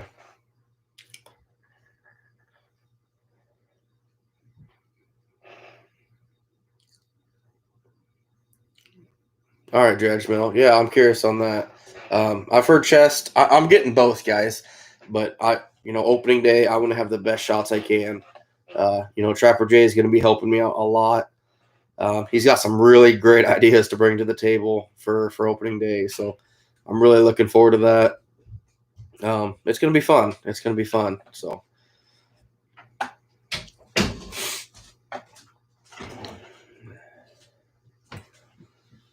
GoPro's the way to go. Get a head mount and a chest mount for sure. That's the plan. That's what I'm looking at. I just don't.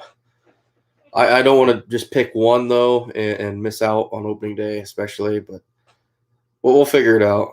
Definitely gonna get a GoPro before the season starts. So, Chad Walker, you're old. You're not old. You're what? 42. Come on. That's possum. It's Does he still have puppies?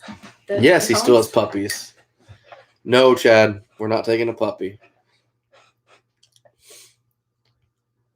Just bring her and the kids to my house and we'll play with baby goats. I do like goats as well.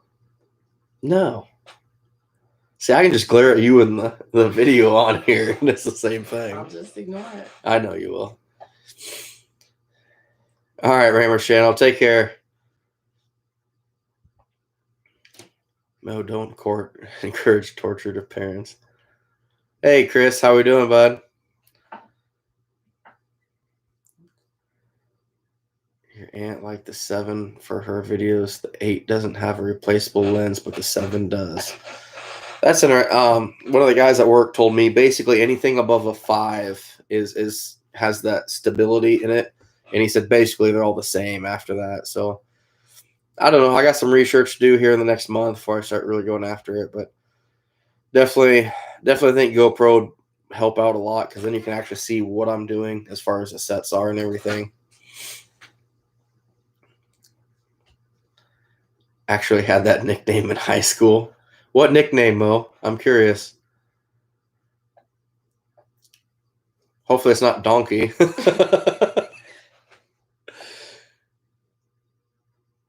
Chad Walker, you can't put a picture of the puppies on here. Go ahead. It's past your bedtime. And, get some sleep. You got to take the wife to the fair tomorrow. You have a good night, and we'll talk to you later. See you, Chad. Thanks. You can text him. No, you can't. I'll check it. You can't, Chad. Doesn't work like that. See, thank you, Mo. Thank you for verifying that. And I honestly didn't know, but Mo would. Ever used LDL body grips? I don't. I've never used them. I pretty much stick to Dukes for everything, for all my conibears. But I'm going to hopefully run a lot more conibears this year. It's just our problem is there's so much development going on, and trying to be 200 or 300 yards away is pretty tough.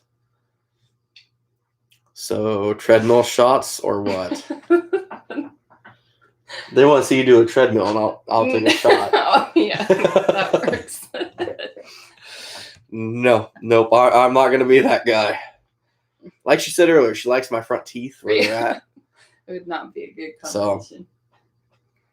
So, yeah, Chris. They're lab puppies. I think he's got 2 yellow labs left.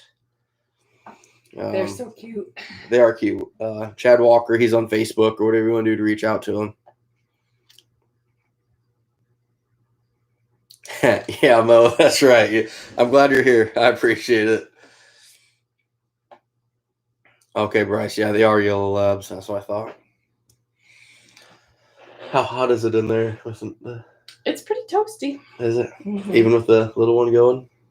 The living room's not bad, but the bedroom. I might still get a hotel room for the night. Oh, you drama queen. She loves heat. She could be fine in 90 degrees and need a blanket. And here, if it's like 70 degrees, I'm sweating to death.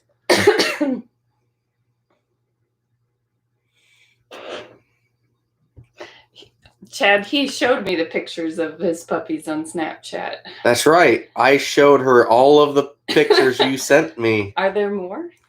You've withheld puppy pictures? No.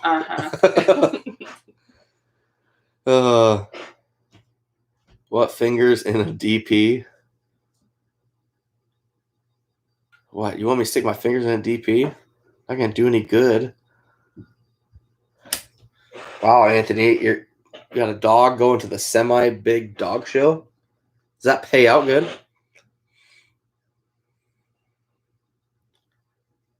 Chris, yeah, he's only got I think he had a black male and then a yellow male and female left. So, oh, yep, yeah, yeah, he got it. Too slow.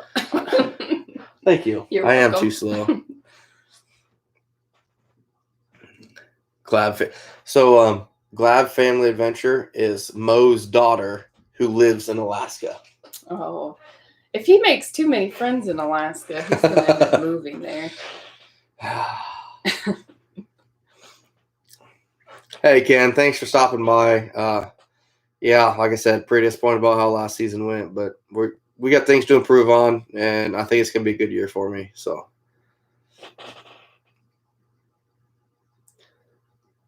Oh, he's fibbing.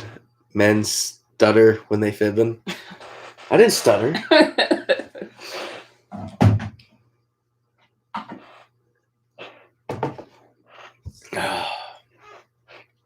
Dredger, don't be a tattletale, Mo. All right, Mo, isn't it past your bedtime now? You probably should get to bed too. That's ridiculous. Don't team up against me.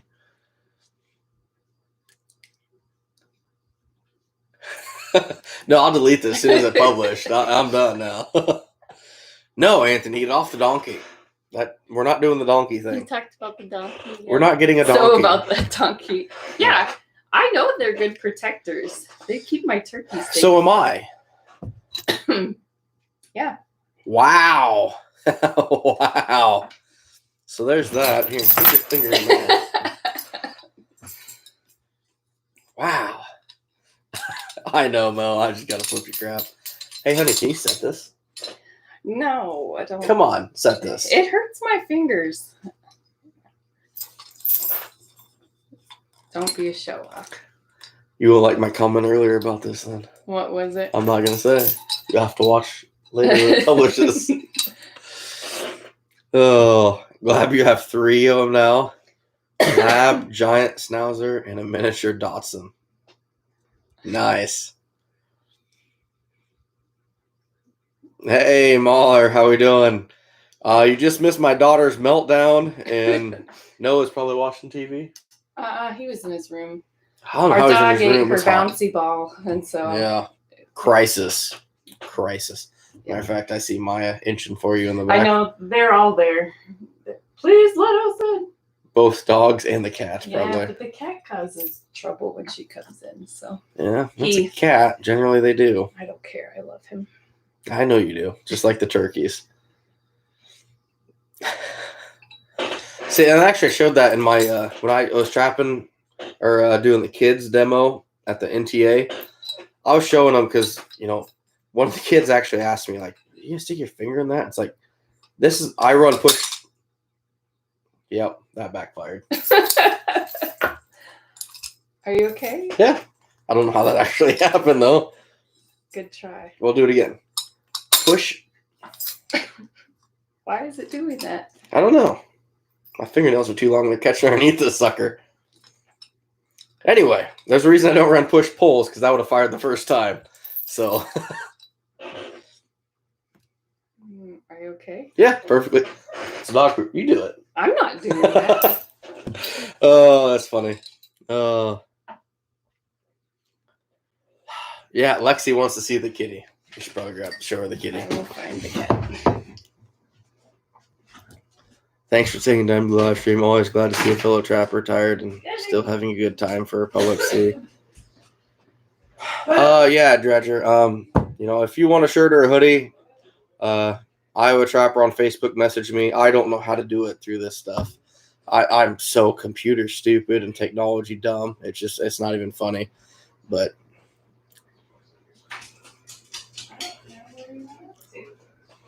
all right. Reef Robber, how we doing?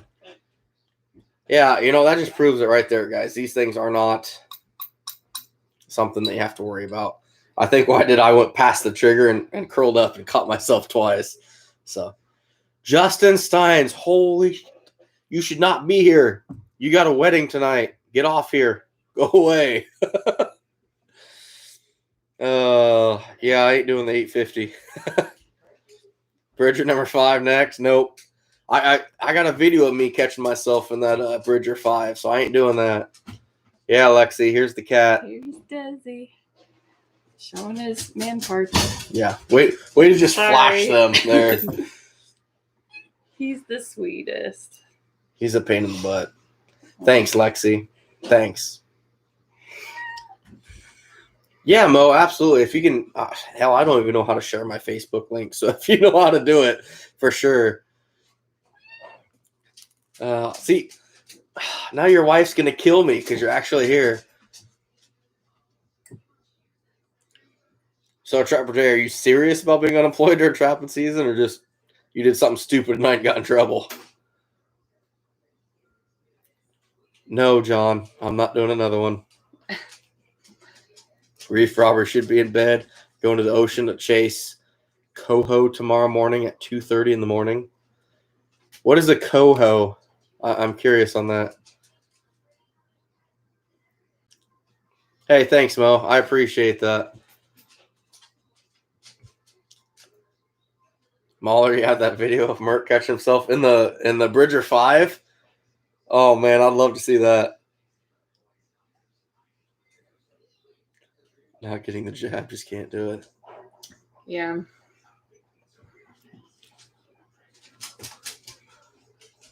Trapper J, yeah. Mandatory shots. I won't make this political, but don't comment. yeah.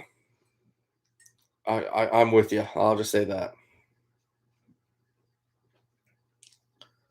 Oh, silver salmon. Man, that'd be fun. That would be fun. Glad we got to put the kiddos to bed. Have a good night, everyone. Yeah, take care, Glab. I appreciate you stopping in. You ever run into a Jimmy McCombs up there? Tell him Beaver says hi.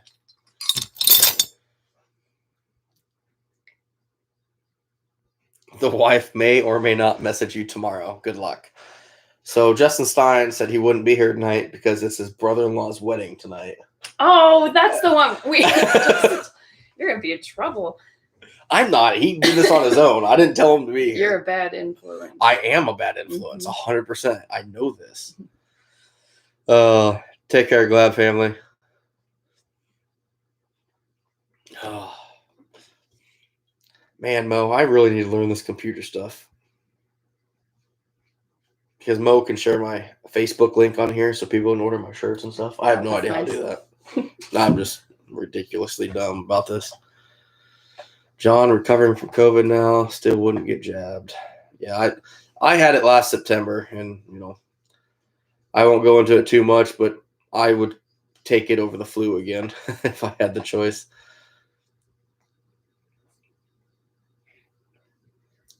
The reef robber, it's a trap. Trapper J, is that what you're using for beaver? Is number 5s? I did not know that.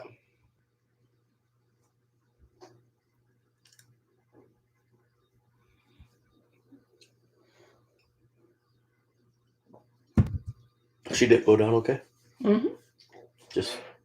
She's fine. Just needed a little baby shark and baby shark.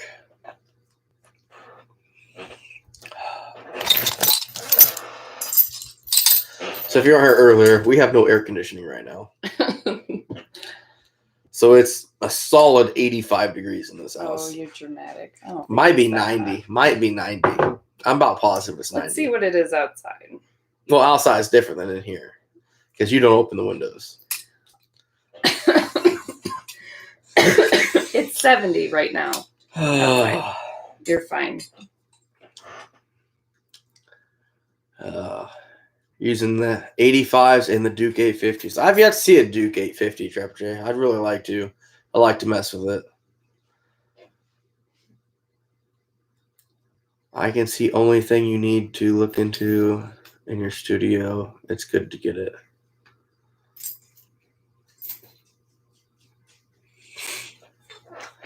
All right, Mo.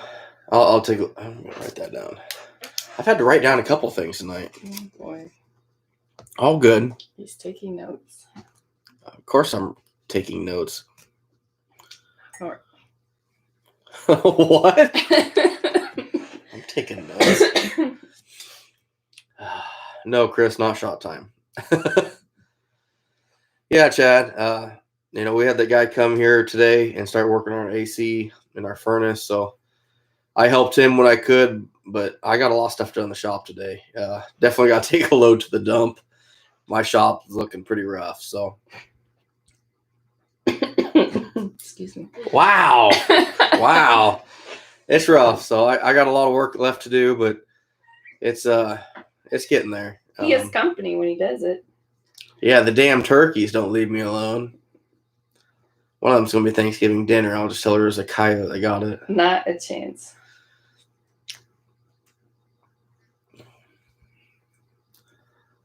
I'll just take unemployment. I've put into it since you're 16. I get it, man. Somebody's going to fight that. I mean, Governor Reynolds already said she was going to. Did she? I didn't know that. But yeah, I don't know. I won't make this political, but I'm definitely very strongly one-sided on this issue. Just my. But we my opinion. respect everyone. Oh yeah, absolutely. If anyone wears a mask, get the shot, whatever you want to do, I don't have a problem with it. But no one should have to tell you what you should or shouldn't do. That's just, in my opinion, not right. So. Okay, where are we at here? Trapper J always gives me shit. He's like, you're always like 5 minutes behind on the comments. Yeah, because I lose track of where I'm at. Slow. What? It's okay. I'm slow? No, you get on tangents, maybe. Not. You married me. You married me. This is true.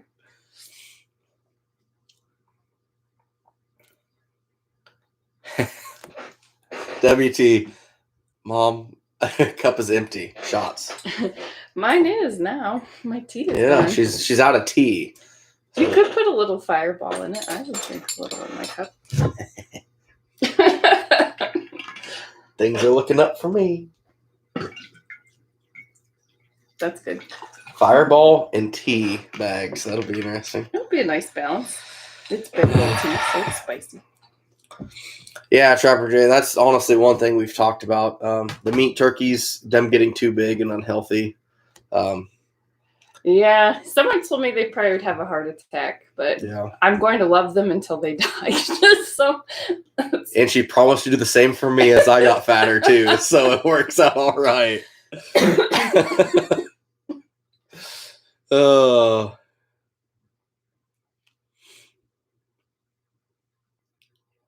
Veronica said she liked your video the other day about beetles. Yeah, Justin. So I'm going to talk about that a little bit. I think I had like 15 people Facebook message me about that Beatles video, saying how that's terrible, you wasted that, and you're a terrible outdoorsman for letting the Beatles ruin that fur. That fur slipped behind my freezer, and I found it when I was cleaning up. You know, accidents happen. I'm only human, but by ruining that fur, I took time to show you what beetles do and what to look for signs of it, so people can see the early warning signs of it. You know, if you start seeing those little white kind of pattern marks on it, that means there's a beetle in there, at least one, and you need to get it addressed, the whole shop. And I got a lot of heat for that, and that honestly kind of pissed me off because it was an issue that I had, and it sucked, but you know what? Learn from it and move on. That's all we can do. So.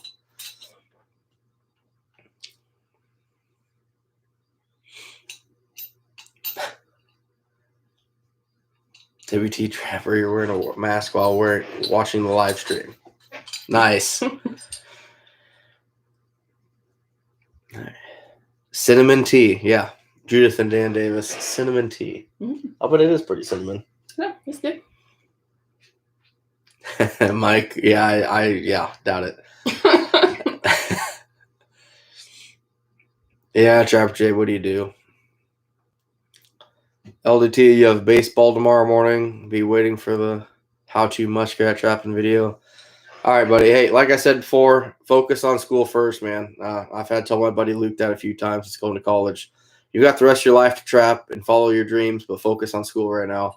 Get that taken care of, and don't trap and have fun and, enjoy time with friends. But that education that you're getting right now, especially in high school, is so important. Don't ever cut that short, because that's time you can't get back. So definitely focus on that, my friend. Have a good night and have a good game tomorrow.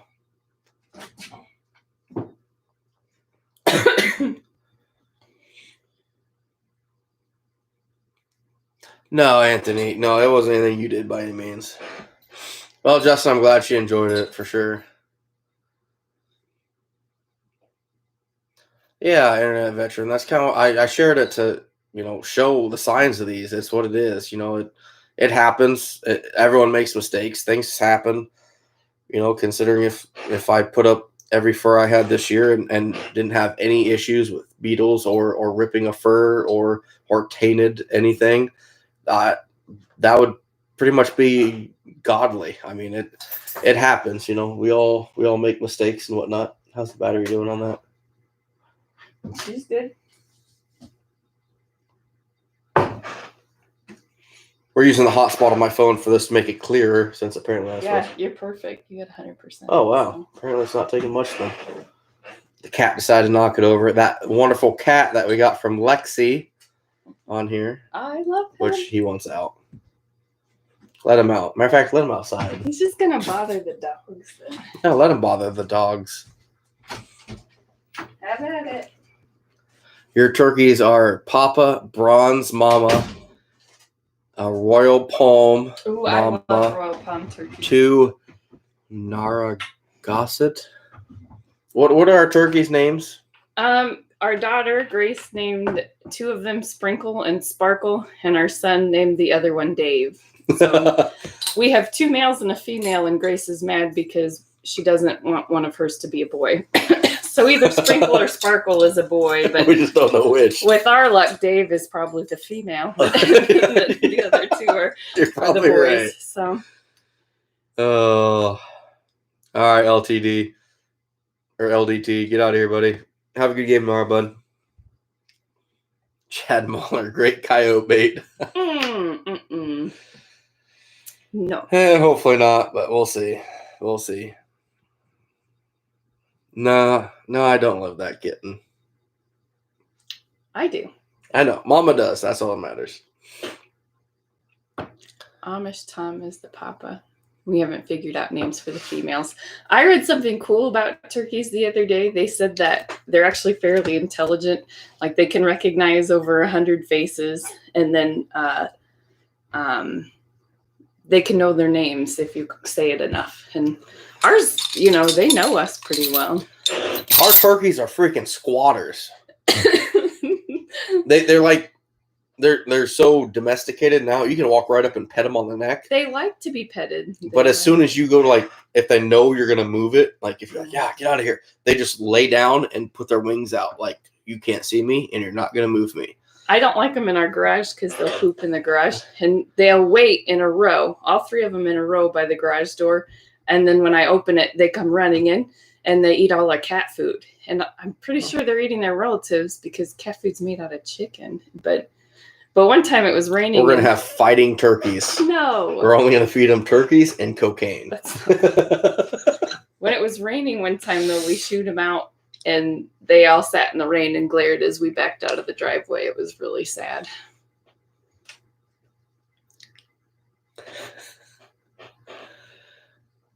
Typical all males. Oh, the mamas are all new, huh, Mo? So did you just get them then, and you had the male for a while, or what? They all taste good. Oh.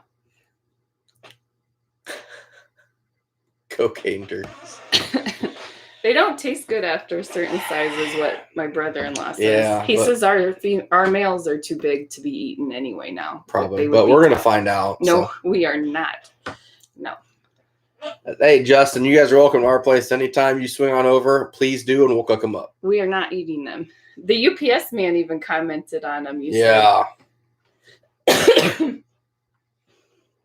not the guy that has pet eating turkeys. See, even Mo's gonna make turkey meat out of them. Well, good for them. But we are not. We are not. You can get in here. I like this table for my tea. We're not sending. They have been pardoned from Thanksgiving dinner.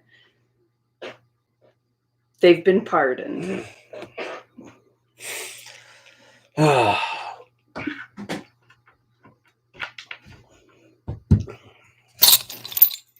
Keep fidgeting with this thing. Why? Just a habit. Fidget with dog proofs. Sounds like a safe choice. It is. Stick my tongue in it. Your turkeys fly when you let Kevin, you get out of here right now. We're done. We're going to talk about this at work on Sunday. You get out of here right now. Our turkeys are too heavy to fly. I'm deleting that. No! Get out of here, Kevin. I like ducks too. Our turkeys try to fly, but they're too heavy. They'll make a really good effort, though. They flap their wings and they run, and it's dramatic, and then they stop. They're like me when I try to run. It doesn't really work. It looks awkward, and then they stop and kind of die. Flap your arms a little bit. Oh! And then it's over. WT, I'm not sticking my tongue in here. I'm not English, and you couldn't hear me. Biden says they've not been pardoned. Well, I have a lot more say over that. Biden most of the time doesn't even remember his name, so I think we're good. We're not bringing politics into sorry. this. We're I'm not bringing sorry. politics into this. I take that back. I'm not sticking my tongue in it. No. But she... Not a chance. Trapper Jay's going to bring some ducks in November. Hey, if you want to show up, you better take that offer off the table. Because we do not need... As long as they're still alive, not dead ones. I've seen enough of Ooh, those. unless you're bringing cooked duck. I can grill them. They cook fast, so I'll watch them. But yeah, we can cook some duck up.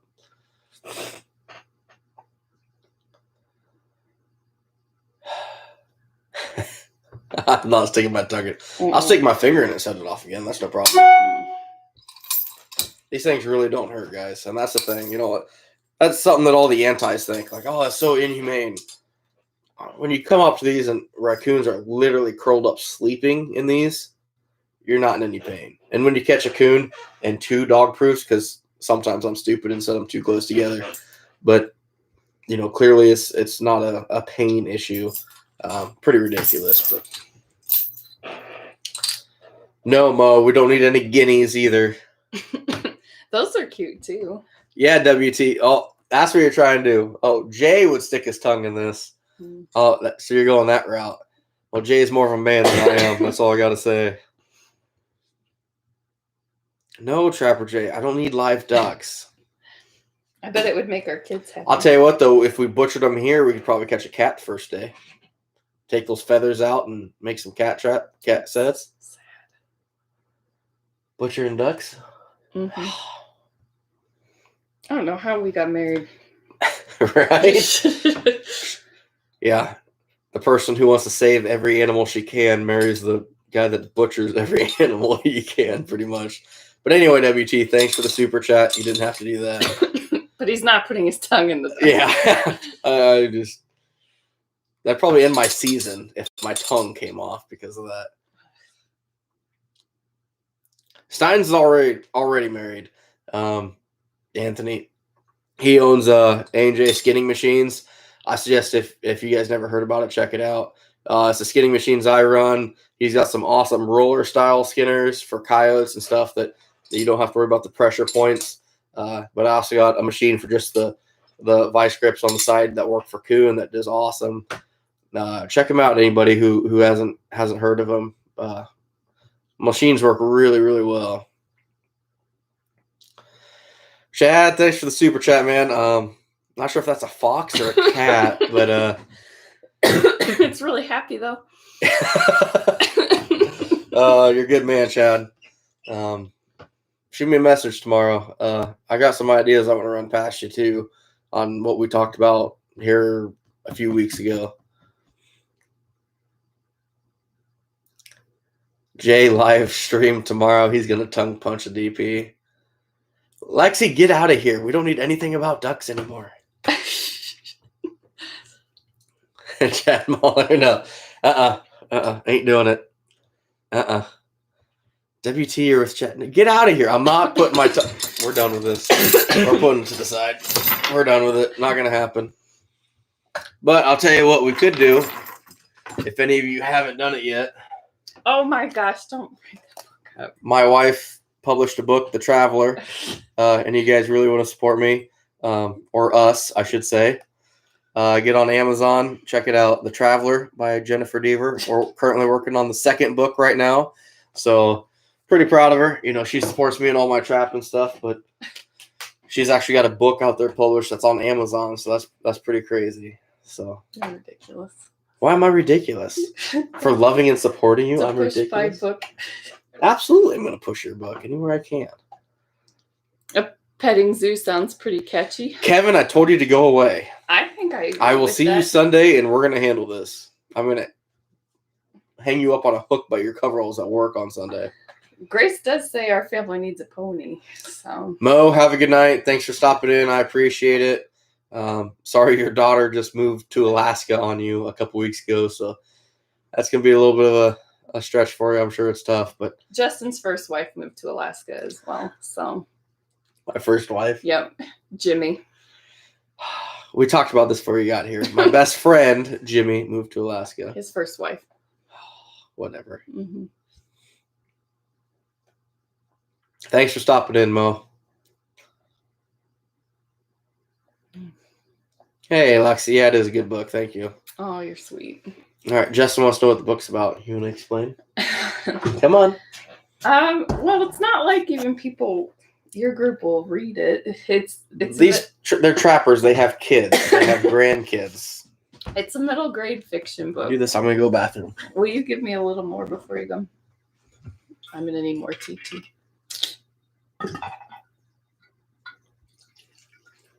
That's good. Thank you. But what number is this for you? I'm gonna keep count of how many times you go to the bathroom. This is the first time. No, it's not. I saw you leave already, like twice, at least twice. But yeah, it's a middle grade fiction book, so it's kids for it's the ages of between 8 and 13. But it's fiction, and it's about a kid that lives in a world that's kind of normal, and then a world that she thinks she's sleeping in, but she actually is traveling there.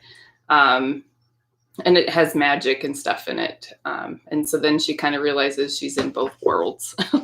I'm not really good at explaining it, but that's what it is for now. Yeah, no pressure. Thank you, Anthony. Oh, Lexi, that's sweet that one of the kids you babysit is talking to the teacher and reading it. Some of the teachers in the place that we live, they've done that, and it's kind of cool. It's just really sweet that they share that. And a coworker of mine, her son is in the class that was reading it, and so she got to tell her son that I was the author of it, and that was pretty neat.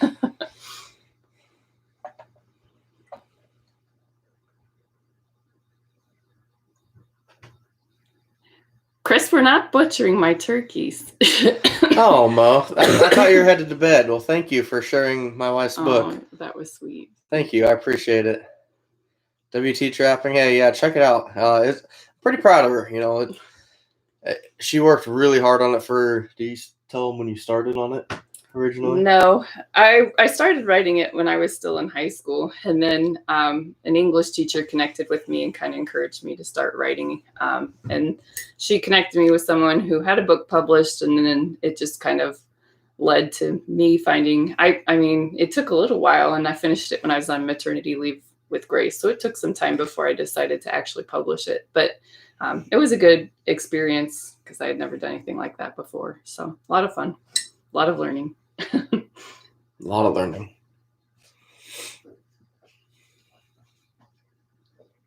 Oh, WT Trapping. Yeah, absolutely. A mix between Giant Peach and A Wrinkle in Time. I haven't read A Wrinkle in Time, actually. My sister says it's kind of like a mix of, what did she say? Kind of like Chronicles of Narnia, just a little bit. Her worlds end up combining, and yeah. You'll have to read it to know more. We'll leave it there. Yeah, it's the official trailer right there. We'll publish this as your trailer. Oh, thanks, Mo. I appreciate it. We appreciate it. Oh, that was nice. So, have a good night, Mo. We'll catch you later. It is not woke. What's woke? We'll explain later. You don't want to get political. Oh, I don't. The next Harry Potter. That's what I said. When I think of it, I think of like a different type of a Harry Potter movie with the magic and stuff in it. That's what I think of. But I only know of magical books or videos for kids as Harry Potter. I don't read. I mean, I look at a phrase, it's like he ate his biscuit. That's not true. No. The sophisticated lady married the barbaric, I hardly know English guy. So, hey, thanks, Anthony. I appreciate it.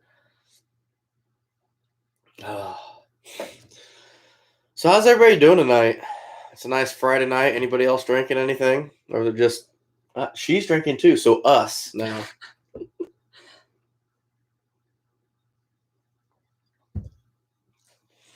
WT, I'm about finished my second rum and Coke now. Which means he'll have to go to the bathroom again in a little while.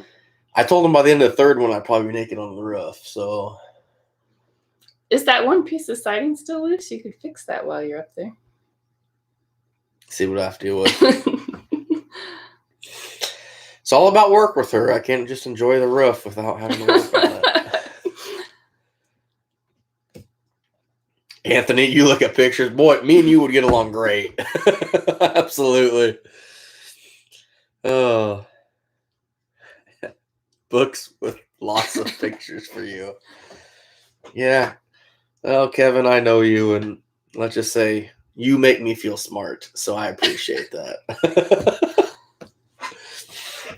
Remember that time we threw you up on top of the lockers? Me and Hayes. When you didn't expect it. This poor Kevin Sanders, I work with him, and he's like 120 pounds soaking wet, but yet almost 6 foot. So we have a lot of fun with him, but really good dude. Really good dude. We have a lot of fun. So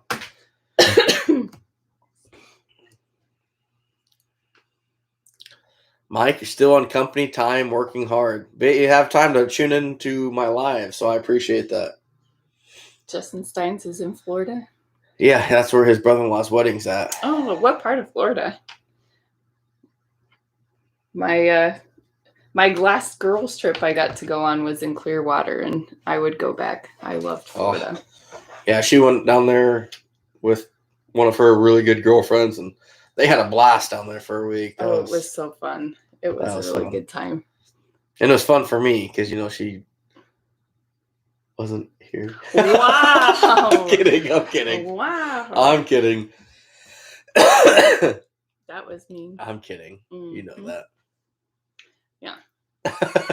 You had to take care of all the creatures. Yeah, I did. Tequila internet veteran. Nice.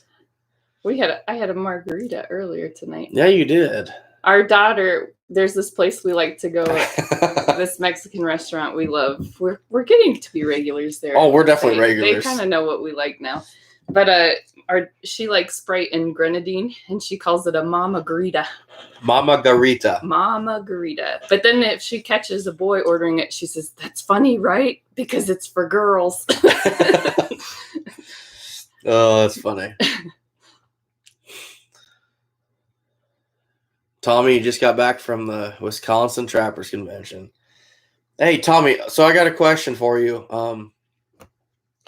You might not know. He might be in I think he's in Michigan, but Gary Schumann. I talked about this in my last feed, and I haven't heard anything since then. But there's been rumors that he passed away. Didn't know if there's any truth of that. Maybe you northern trappers up there maybe have heard something about that. But I hope the rumors aren't true. But maybe you can share some insight on that. Lexi sent me pictures of her baby goat. Lexi, why would you do that? I like goats, but when I was little, one knocked me down, and now I think they're kind of jerks. I wouldn't mind a pygmy goat so it wouldn't knock our kids down, but they are cute. Justin Stein's in Palm Beach. It was Clearwater last time. My brother lives in Miami now. I'm hoping that's where we end up next summer. Anthony, no. Trapper Jay, he's definitely done a lot of things for YouTube trappers. He's helped you a lot. He's helped me a lot. That's what I'm saying. But I mean, as far as YouTube with trapping information and knowledge, if you ever get him and Coon Creek and 330, there's a couple other guys, but you get those guys together, and man, that would be a video. Even if you're just all three of them together talking trapping, the amount of knowledge, and that's kind of like there's a lot of guys that aren't on YouTube. Some of the older guys that don't really see things like we do, that don't believe in the internet for knowledge and stuff. That's how I learned how to trap. You get guys together that know trapping and just talk amongst themselves, and you can learn so much. Like I said, if you were to get Jay, Coon Creek, 330, maybe Flair, some of those guys together, man, it'd be nice. Sit down with a pen and a pad of paper and just pick their brains and listen. Do you have to stop every other trap to go to the bathroom? No, because he's not drinking then. So it's only when he starts drinking that he goes. Yeah, no, Chris. If anything, I need to start drinking more on my line. Water. Yeah, water, obviously. But, for what I'm doing, dehydration and running yourself down is a real thing. I'm gone between 8 to 10 hours during the day of nonstop go, go, go. And when I'm running hard, I don't normally eat. I have to stop and force myself to eat something, which, looking at me, you wouldn't think that'd be an issue. But when you get tired and hot. Yeah, when you're hot and running and you're tired and you start feeling shaky and weak, it's just, and you're not even hungry, but you know that you have to eat. You have to keep drinking water. You have to keep fluids going. Yeah, it gets, I don't mess around when it comes to raccoon trapping. It's pretty gun ho with that GoPro this year. I think that's going to change a lot of. I'll be able to show what I'm doing and how quickly I'm doing it, and how I'm trying to be as efficient as I can. In and out of the truck, 30 to 45 seconds with a catch. You got to move. You got to move quick. Bryce, Bush lattes. Nothing wrong with that. Dredger, you're on Coors. I can't drink Coors. I have one of them suckers, and I'm pretty miserable. Justin says, don't go in the summer. My brother moved. So he moved from Portland to Miami. His wife is a urologist, and so she's finishing up school there. And my dad drove with him. So they drove from Portland to Miami, and that was in July. And my dad said it was terrible. And my brother was talking to people in Miami, and they said it's bad until, did he say August? So, yeah, something like that. Yeah. I don't mind heat. I don't care. I love water. It makes me happy. I'll never, even when we retire, I'll never drag you out to Florida, probably. I'll die. Yeah. That's somebody posts on Facebook, like, where would you and your spouse go when you retire? I'm like, my wife's going to go to Florida. I'm going to go to Alaska. And every fall and spring, we'll just meet for a little bit and then go back. You're not wrong. I hate cold. You hate hot. Oh. Hey, Tommy, I tried Googling it. I reached out to my sources, and I've never heard anything about it. So I doubt you have much luck there, but I wish you luck on it. Yeah, Anthony. I mean, those guys. I mean, they're the guys. I mean, if you're gonna learn something on YouTube, for sure. Coon Creek has very detailed, like, fur finishing videos, everything. I was really disappointed I didn't get to meet him at convention. He texted me while I was at my kids' demo, and when I got done with my kids' demo, I had a few text messages, and I didn't see his. I'm really disappointed because I'd really like to meet him. Really, really good guy, really knowledgeable about what he's talking about.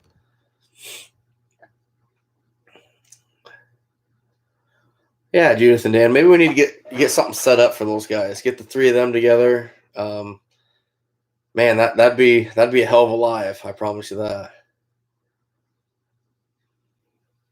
You could do a Teams meeting with the three of them. A what? Teams meeting or Skype, or they would all be on at the same time, but you wouldn't have to be in the same room. You just would be. Never mind. I have no idea what you're talking about. Never mind. Is that sad that I don't know what you're talking about? It's okay. You're pretty. Hey, I'm pretty. She's feeling it now. She's feeling it now. You're just outside of Portland. I don't know if my brother will miss it or not. I know they have a dog that is not a huge fan of their dog moved with them from Portland to Miami, and it actually developed allergies because. Really? Oh, you're fine. Go ahead. What are you doing? I should check this. Oh, they said dogs that move that direction end up with allergies because they're not used to the heat or something. It was nuts. So.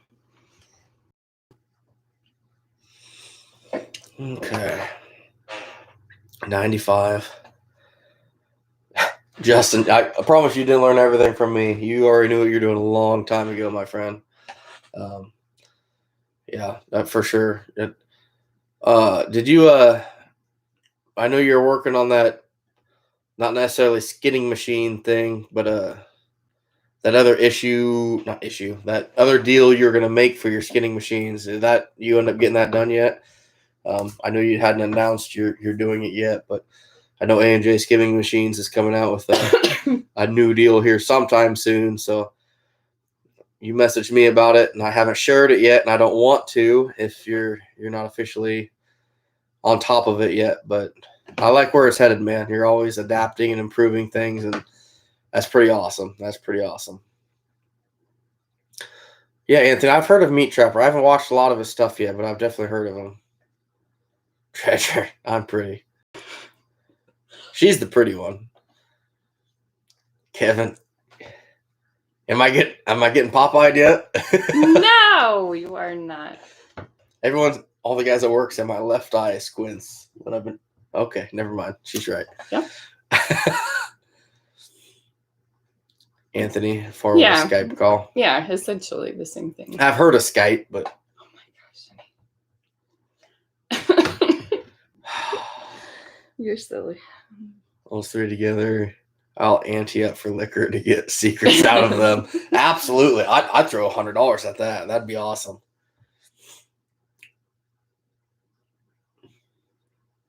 We didn't, for you hate Portland, but outside is different. We didn't get too far out when we were there. We went to some neat gardens and whatnot, but it would have been fun if we had more time to explore. But we were there 5 days, and there was a lot of wedding stuff going on.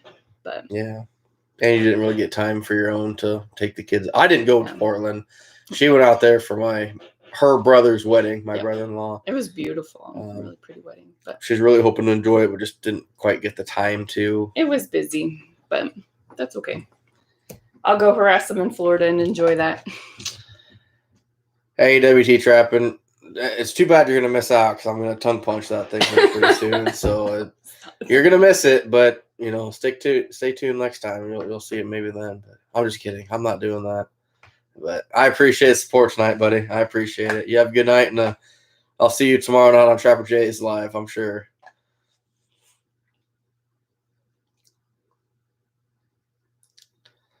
You're in the works probably 2 weeks, and you'll have a few available. Awesome, man. Let me know when they're available. I'm really looking at one. I think that's going to be a good thing, what you got going. Chris, yeah, that's what I've heard, that Gary Schumann passed away, but I've heard so many rumors about it, but I look online and all I see is no obituary or anything. There's a senior. So, the guy was he was older, 75 or so. Well, this guy's probably 50. So I might be wrong. Hey, Flintlock, how we doing? If you're specifically targeting skunks, what bait would you use in DPs? I really can't answer that question, honestly. I have really good luck with just my cat food. I'm right around 50 skunks last year, and I'll bet 35 of them were in my dog proofs with just cat food. More than I wanted him to catch. Yeah, a lot more than she wanted me. That's the thing with her. I could catch a skunk first thing in the morning, doesn't spray at all. I spend all 10 hours running traps, no other skunks. I come home, 2 seconds being inside the house. You caught a skunk. Yes, I did. She's got a nose like a freaking elephant, I think, or something. It's just, she can smell everything. It's not fair. If you didn't buy tickets to the gun show, hit the like instead. She's got the gun show going on. What do you got? There you go. You're supposed to hold on, do it. You gotta do it from behind. Never mind. I tried. Oh. Trapper Jay's just lurking in the background, waiting for me to make a mistake and call me out on it.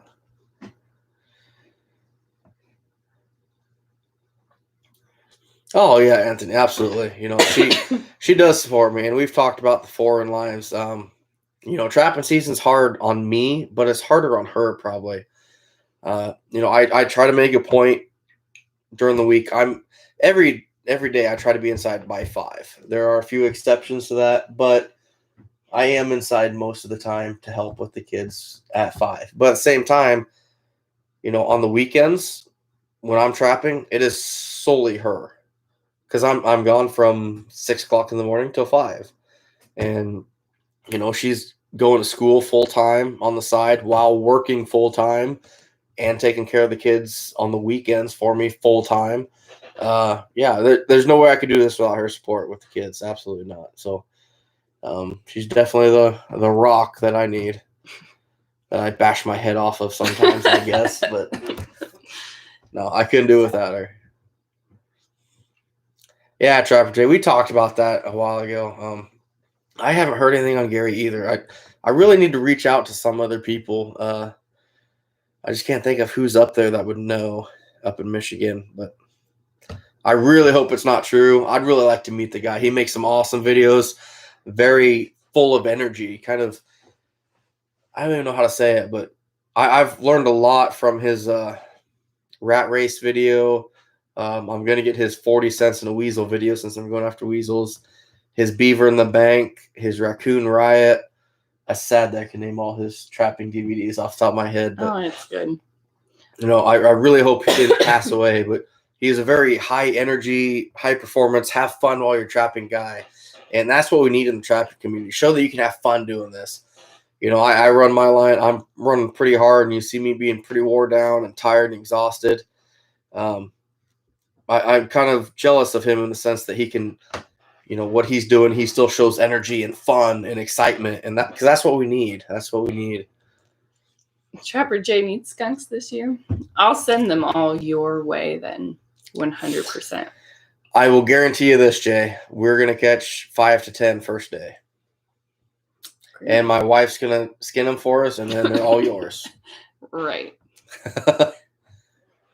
One time I was on a fun run I did with our kids, and I got a text from a coworker that caught a skunk in a live trap, and she says, "What would Justin do?" And I didn't get to her in time.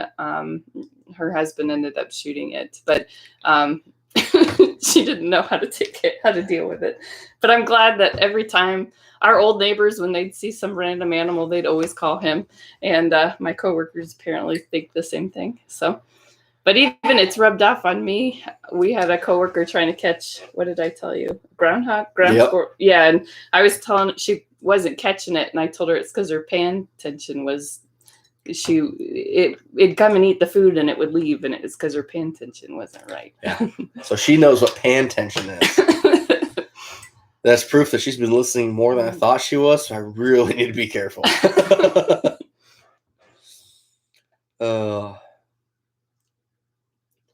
Yeah, maybe he's not doing stuff with F&T anymore. I don't know. Maybe you're right, Jay. With Gary, I'm not 100% sure. Yeah, Judith, they sell skunk bait. What is it? LDC bait or something like that. I've seen it before, but I'm not real familiar with it. Tommy, yeah, I couldn't find anything on Gary either, man. I don't know. Yeah, LDC, there we go. Very skunky, great stuff. I think that's more of an ADC type bait for it, and it would. I'm sure it works year round, but I think they advertise it as an animal damage control bait. Justin Steins, you said your wife doesn't like when you catch skunks. Tell her to get peppermint oil. Invest in peppermint oil. It helps. If you have it on your hands or whatever, it really helps with the smell. I would know. Yeah, but everything you touch smells like peppermint. Don't rub your eyes. Which is really awkward the next day when you're going to work and you're in the urinal next to somebody and someone's like, "That's peppermint?" Just feeling minty today. Hey, man. Mind your own business. Better than smelling you like skunk, right? I turned into a regular guy on this live stream with a little booze and a pretty wife beside you. Very good live chat. I always try to be regular. That's the whole reason I started filming this, man. You know, the whole reason I even set this up 2 years ago when I caught 1,082, I had so many people telling me, oh, it must be nice to be unemployed. It must be nice to be single. It must be nice to not have a family. You know what? I did that while having all of that. I had a full-time job. I've had a wife now for 6 years. And it's just, it's all about how much you want to push. Yeah, I sacrifice things, and she knows I sacrifice things. She supported me to a point. You know, you find that right balance. You know, and that's you know, I got home. I get off work at 5:00, and I promised her as soon as I get home, I'm inside of the trailer. So for me to run traps, it's before work. I got to be at work at 7. I started running traps at 2:30 when I was going to work. You know, it was long mornings and long nights after they went to bed going skin fur, but it's I got off a sidetrack, but it's just it. I am that blue collar guy, you know, like she said earlier in the video when she's talking about me. We don't live high on the hog.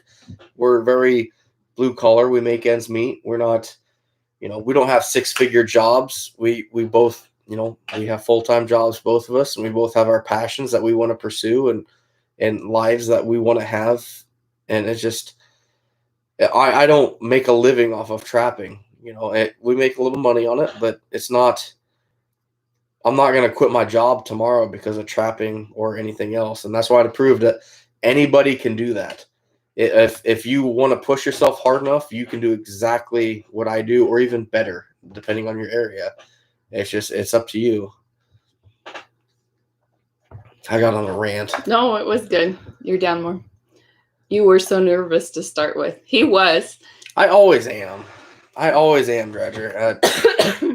These lives, especially, they're so new for me. I think this is my 5th or sixth one. So, but I don't know how many times I had to push you. You talked yourself out of doing I would. The videos. And Absolutely. Let's do it. Let's try. When this first started, yeah, I wasn't. She got me this camera to film some stuff to maybe make a DVD or something, and I backed out of it. And she'd like, well, let's do it. Let's do something, even if you film it and delete it later or whatever. And I just threw it out there on the web and to see what happens. And you know it's had some really good success. I'm very happy with what's happened with it. And you've made a lot of good friends. Yeah, I've made a lot of friends off this. I've had a lot of guys reach out to me from, obviously, LDC on here. He's 14 years old wanting to trap. I've had 50-year-old guys message me. They've never trapped before in their life, but they saw mine and wanted to learn. You don't have to do what I do to be a trapper. You go out and set 3 traps and catch 1 coon that year, but you learn something. You're a trapper. You know, it's just, I go to the extreme of show what a person can do with the right frame of mind, the right support system, and the right energy level and drive to push yourself.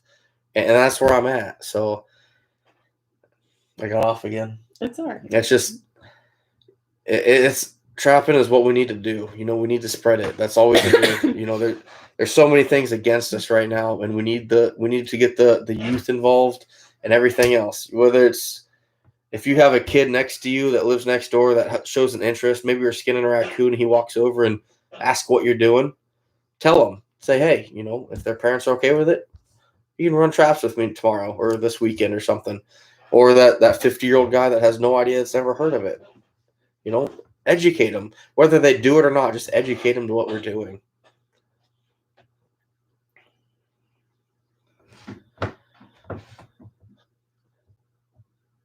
Lexi's off to bed, she says. Lexi, you party pooper. But please get to bed before you end up buying a freaking donkey. Or a goat. Or a goat. Hey, thanks for stopping in, Lexi. You have a good night, hon. We'll talk to you later. You picked up 2 dozen wire stretchers, $10 at the convention day for Connie stabilizers. Attaboy, Tommy. They work awesome. My buddy Chad Walker is on here earlier. He loved them. They did great. Peanut butter works good to wash the smell off your hands. The dogs wouldn't get off your hands then. They'd be pretty pumped about that. Hey, Dredger 9 mil, I appreciate it, but you didn't have to super chat me. I appreciate it, man. Look at this. You read my mind, baby. That's good. Thank you. Did you do that before I came in? I have been. Right out of the bottle. Don't judge me. You could at least put it in your cup. I had other stuff in my cup. Yeah, Justin, it's all about the drive. How hard do you want to push? I don't have one eye. Do I? You're a little squinty. That's not good. It's cute. Thanks, Kevin. Time for you to go to bed, Kevin. Why are you sending Kevin? Oh, because he told me with one eye. You're going to spend more time setting cameras to watch thieves. Nice.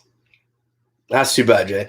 I've had a lot of guys reach out to me and say, hey, there's a lot of guys probably going to figure out where you're at and start stealing and everything else this year. Well, we'll see. We'll see what happens. You may be right. Hey, thanks, Justin. We're not me the best people in the world, but we try, Put one day ahead of the other one. Who's not the best people? You're amazing. I'm a pretty good person. You're an amazing person. Except when you're mad at me. Then you're mean. Well, you probably earned it then. I always earn it, but that doesn't mean you have to be mean about it. Yeah, Anthony, they're the future. We got to get people involved in this, at least educated about it, so they're not on the anti side, and that's a huge thing. There's so many affiliations that are against us as trappers, and it's pretty ridiculous anymore. And I even did a video on this. We're so busy fighting each other, not just as trappers, but trappers to deer hunters to coyote hunters to even fishermen. There's so many people that fight amongst ourselves, and if we all stick together as outdoorsmen, even bird watchers, throw them in there, whatever. Bird watcher? Just people that enjoy the outdoors need to stick together, because there's so many people that are tearing us apart, and when we're fighting amongst ourselves, we're screwing ourselves is what we're doing. We really are. And I shared a video on that the other day, and that's been probably 2 months ago now, but I got a lot of heat for that one, and I got a lot of support from that one. And the people that didn't like it, it's the truth, though. I share the truth pretty much no matter what it is, and some people don't like it. My wife knows that about me. I'm someone that's, no matter what it is, I'm going to speak my piece and what's right. And it's got me in trouble before, both at work and with her and with just society in general, but I'm a very blunt person, so that's how it's going to be. Not going to happen, Anthony. Too damn hot in this house. Yeah, that's literally what I was going to. Yeah. Way too damn hot in this house. But the truck has AC. You can go out there by yourself. Don't threaten me with a good time. Cooper's dog-proof setting in your videos. Yeah, I want to talk to you about that, Justin. I'm going to message you with that. Have you heard anything about the intro? No, I'll contact Adam. Trapper Jay reached out to me. He helped me out quite a bit. He kind of threw an intro together on my videos, which I really appreciate. It kind of inspired. My wife's really good friends with an actual music. I wouldn't say really good friend. I've known him a long time. He's a pretty cool kid. Yeah, he's someone that's actually getting his music career really off the ground. Adam Whitehead is his name, and he has a few pretty awesome songs. Single Mom is my favorite that he sings. He's really pretty cool singer. But yeah, she kind of put some lyrics together, and he's gonna actually write up an intro to some of my shows. So looking forward to that. But yeah, Justin, not to get sidetracked, but I'm gonna do, when he does singing, I'm gonna have some videos in it, and I really want to use Cooper in some of them. Just verify that with your wife to make sure you're okay. I know you guys said you were, but just really think about it. Just because of Trapper Jay will probably need some help figuring that out. I played a little bit with was it Apple Video or whatever it was, but we might need some help when we get to that. What are you talking about? Wasn't he the one that showed you how he did his intro? Oh, right? Yeah. We'll need some help doing the videos. Oh, yeah, because I'm terrible at that. She's the smart one of us, but Trapper Jay, remember that time at the NT I tried to hang out with you? Dude, I'll tell you what, man, I felt so bad about that. I just finally met you in person and realized, holy, you're way bigger than I am. And I want to talk to you, and then someone comes up wanting to talk to me, and the awkwardness of I want to talk to you but at the same time someone wants to talk to me, and that put me in a bad spot. I don't like that. Man, that frustrated me. Jeff Dunlap videos get taken by antis, and we use their method of reporting it for animal abuse to Facebook, and it was taken down. Yeah, don't surprise me. I seen Dunlap came out with a beginning trapper series too, kind of similar to what I got going on. I actually had quite a few people message me like, "Oh, damn, he took your idea." Even if he saw it from me, it doesn't bother me to a sense because it's educational. He's showing a completely different idea of how to begin than I am, and there's nothing wrong with that. I'm not one that's gonna compete for my ideas are better than his or stuff like that.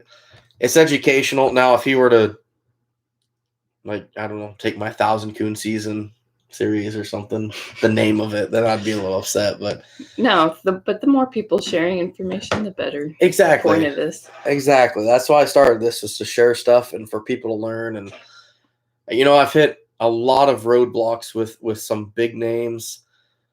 Not necessarily big names, but some of those trappers that what I call the old school trappers, the guys that, how do I say it? The guys that grew up in the fur boom trapping. They are still in the methods of don't share, everything's a secret, because that's how it was in the fur boom.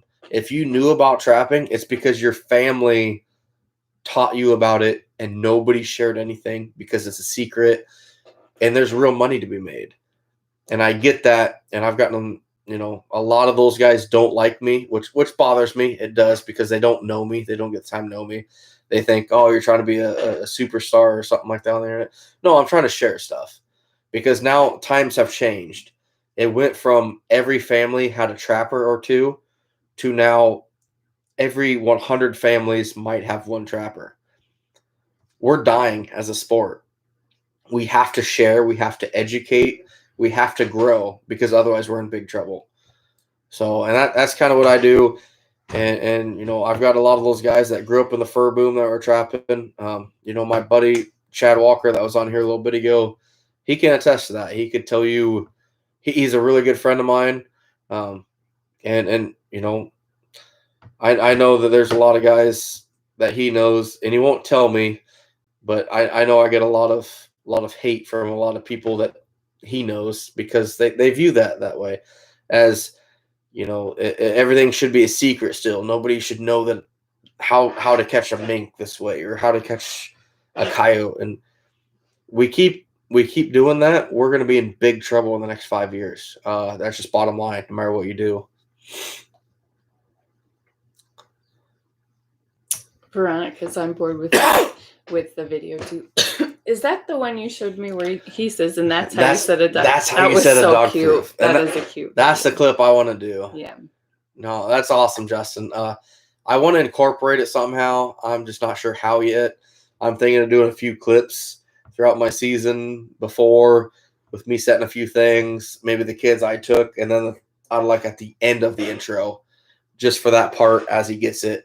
Now that's how, I don't know. We're throwing something together yet. We'll see what happens. Trapper Jay, before he was even considered Hollywood, he would run around those trapping conventions. That's why I don't go with him anymore, because I get tired. We've already seen this booth a dozen times, and he will go again. I wouldn't be named Hollywood, though, because nobody knew me. Yeah, then. But you were still there. It didn't matter. I would see every one of them 12 times. Absolutely. Seriously. Absolutely. Yeah, Chad Muller. I'll tell you what, Nationals was busy. That was so fun, but man, it was busy. I mean, I probably worked harder at the convention as far as running around doing stuff than I did at my actual job. I was always helping somebody set up something, or that's the problem. I wore an orange shirt, and the volunteers had an orange shirt on half the time. So I was like, "Hey, do you know where this booth is?" Yeah, I do. I'll take you. And yeah, it was a rush, but Trapper Jay, you're the real Hollywood, not me. Yeah, Judith and Dan. It's nothing wrong with that. It's not bad that the old school people don't want to share. That's just how they were raised. And I respect that, because honestly, I think they're in many senses better trappers than me, because they had to be discreet about it and hide things. Versus me, I'm out in the open with most of my stuff. I don't have to worry about that stuff like they did, but I really have a lot of respect for them, and I'd love to talk to them, but most of them won't give me the time of day, and that's disappointing.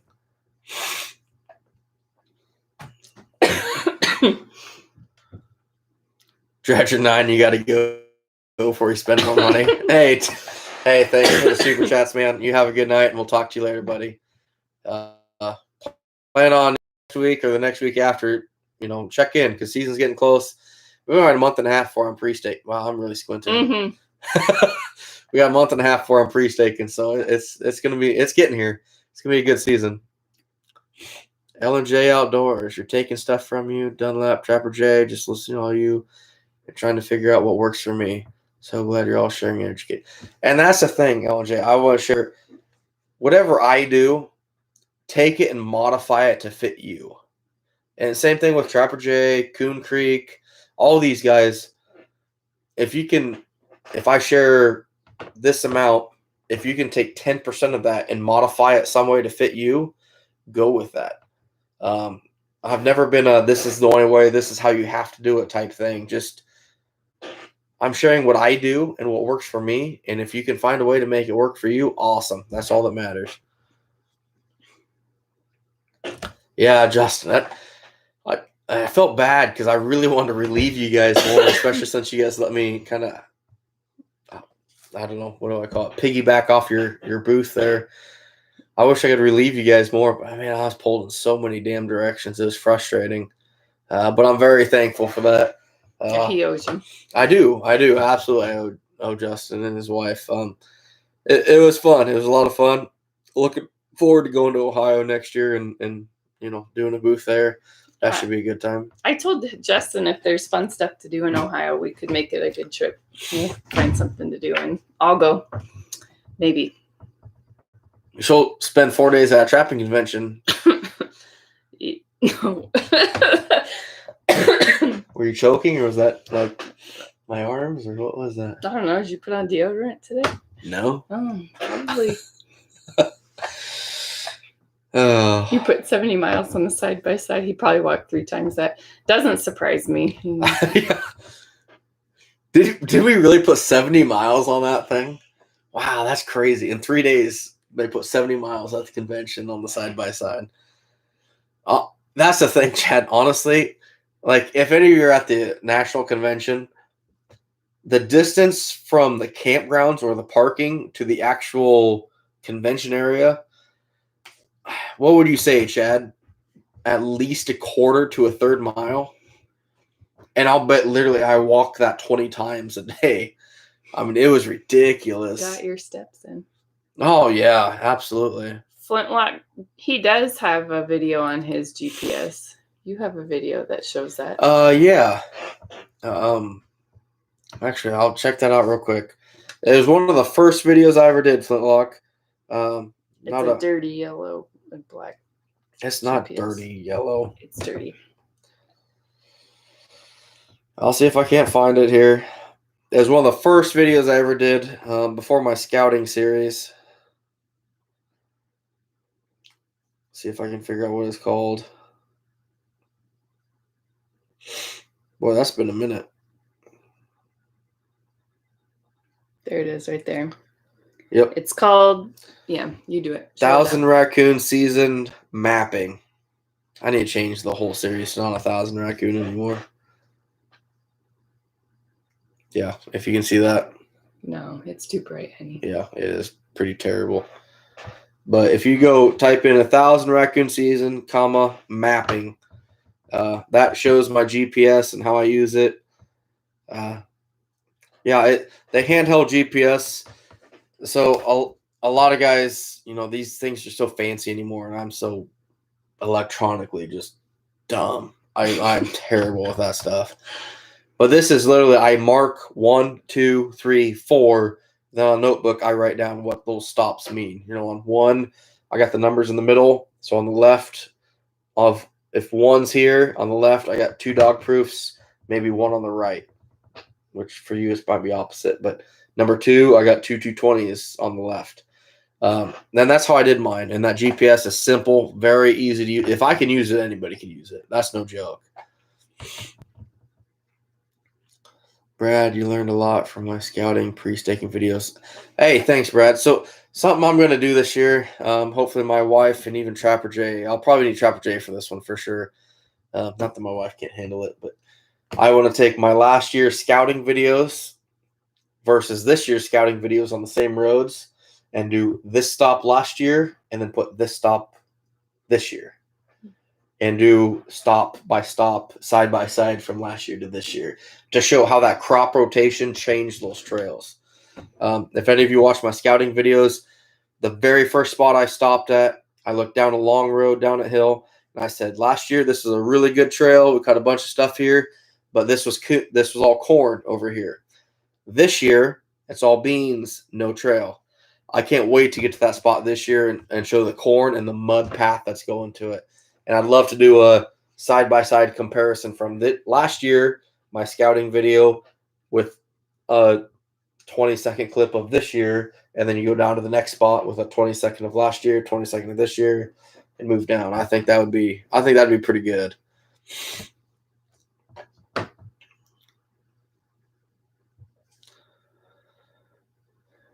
Like your videos. Can't wait for season 2 to start. Hey, thanks, Fish Hunt Trap Repeat. Yeah, it's gonna be fun. It's you gotta go potty. No, I'm gonna have Noah get ready for bed. Yeah, it's pretty late, isn't it? Yeah, it's 11 almost. Yeah, it's gonna be a good season, man. Yeah, I was guessing 3/4 of a mile from one end to the other, but I'm not sure. I don't even know, man. That was a long ways. Especially go down there towards Allen Sayre with Funkies. He was on the far side. Man, that was the distance. That was out there. Mike, when do I start pre-scouting? Meaning like a trap will go there when season starts.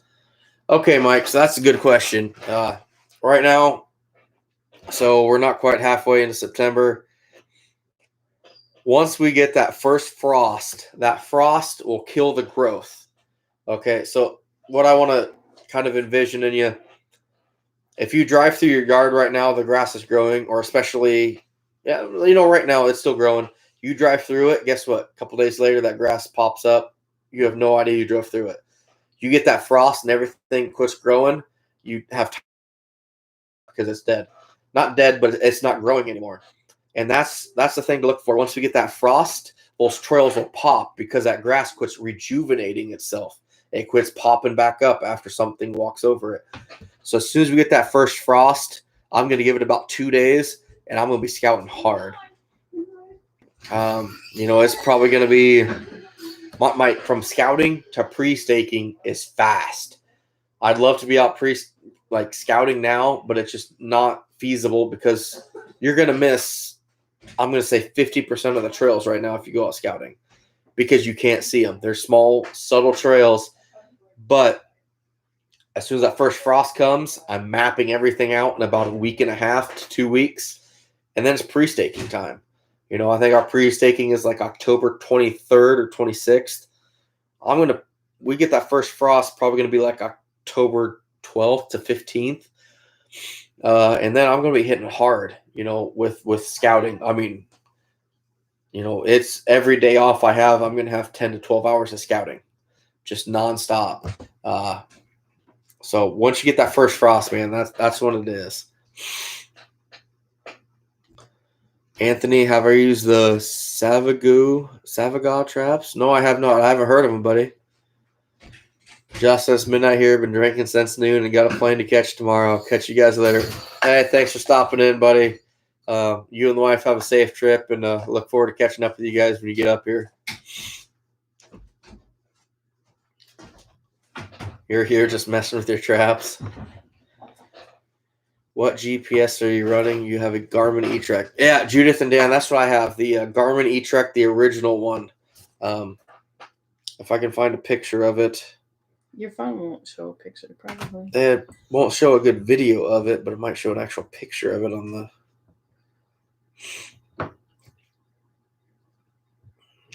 Okay, I don't know if... Oh, that's terrible. Here, give me your phone. Wait, turn the light off on it or what? Yeah, how do you change your settings on your stupid phone? There you go. That's probably too dark. Hold on, we're working on it. I'm a computer whiz, though, so bear with me. There. The Garmin E-Trek. Wow, that's hard to do. It's the old school one. It's not the new E-Trek they got. That's yellow. It's the older one. They don't make them anymore. You can find them on Amazon refurbished, but that's about it. Anthony, I've tried looking into the right-of-way trapping on roads like you do. I haven't had any luck finding any info. I'm a couple hours south of Jay in Missouri, so not sure if there's a difference in laws. Missouri will have different laws on it. I'm not 100% sure on it, man. I'm pretty sure you can row trap, but snares, they have a lot different regulations. They're called cable restraints down there, not snares. If you have any questions on that, I'd suggest contacting your conservation officer in your county, talking to him directly and figuring something out. Oh, yeah, Trapper J answered right there. Yeah, you can road trap. Fill me in on that, Trapper J. You can road trap and you can use conibears, correct? If I remember right.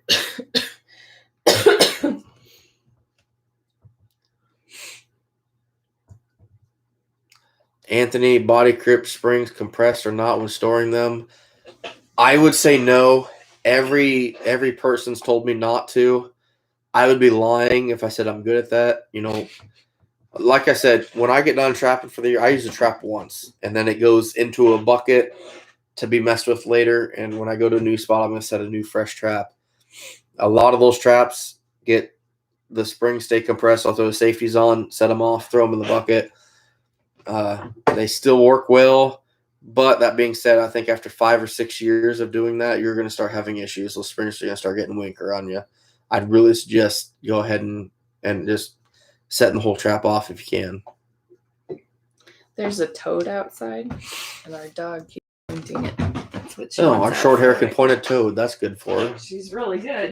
Well, at least she can do something. Toads and watermelon. Yeah. Freaking dog points a watermelon. My hunting dog turned into a house pet. What happened to me? Oh, this chair leans back. Yeah, it does. Store yours compressed. Anthony never had a problem with them. Yeah, ANC trap line. Most of mine stay compressed, but long term, I highly wouldn't recommend it. Hi, Maya. I wouldn't recommend it, but just like that. Hi, I'm here. I'm out. Grumpy. But if you can, I'd go ahead and just uncompress them, but that's me. Okay, Anthony, it's a Canadian trap. No, I've never even heard of it, buddy. Yeah, Mike, I'll tell you what, that scouting and preseason work is what makes a trapper. Or what makes a season. I'm sorry, not a trapper. But if you're going for any type of numbers, the amount of preseason work is what's going to determine your success. the amount of ground you have staked out or permission on, how hard you want to work beforehand. Like I said, I'm a month and a half out from pre-staking. I am pretty nervous right now. I've got so much work to do. It's not even funny. I took a big step in that today. I probably took out about a 5% chunk of what needs to be done, but it's a lot of work yet. And, I know what's coming. It's just doing it, and we'll get there. We'll get there eventually. Trapper J. So there's no conibears on public above water. So on private ground, you can have conibears out. I did not know that. That's interesting.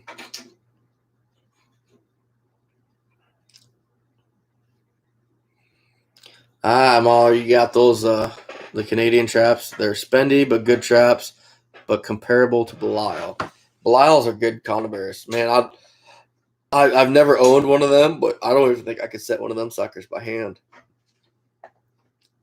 By the way, this buddy of mine, Mahler, he came out with a pretty awesome setup to hopefully catch some beaver and otter this year. I'm looking forward to seeing how that works, man.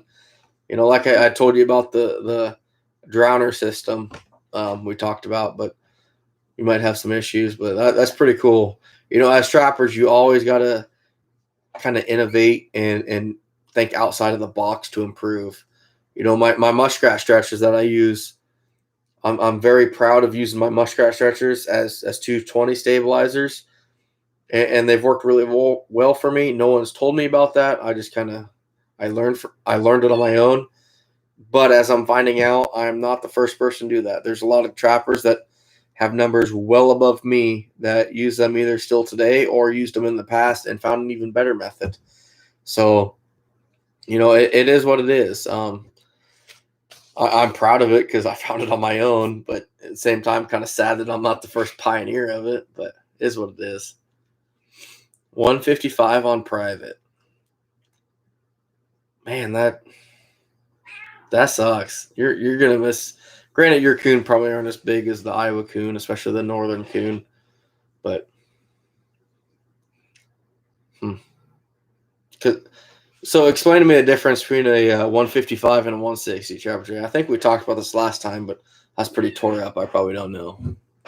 Chances are I probably still remember this one.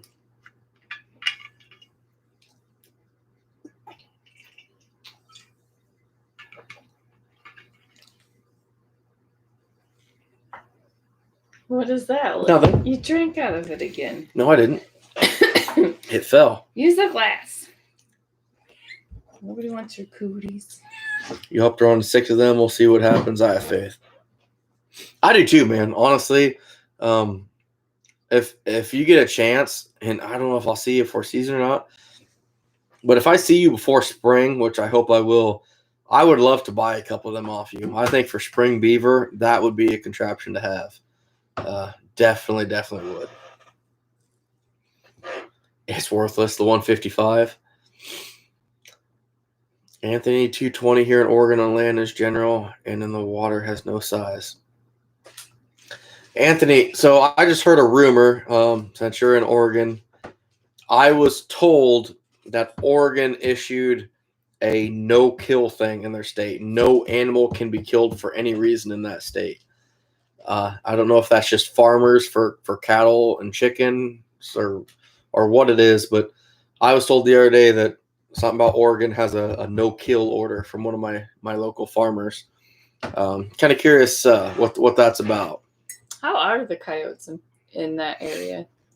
I don't even know. Do they compare? My brother, when he lived there, they would always see them like in town in Portland, and they weren't afraid of anybody. They'd just be there when he'd take trash out or something, and there'd be coyotes there. Are they bigger than ours? What do they look like?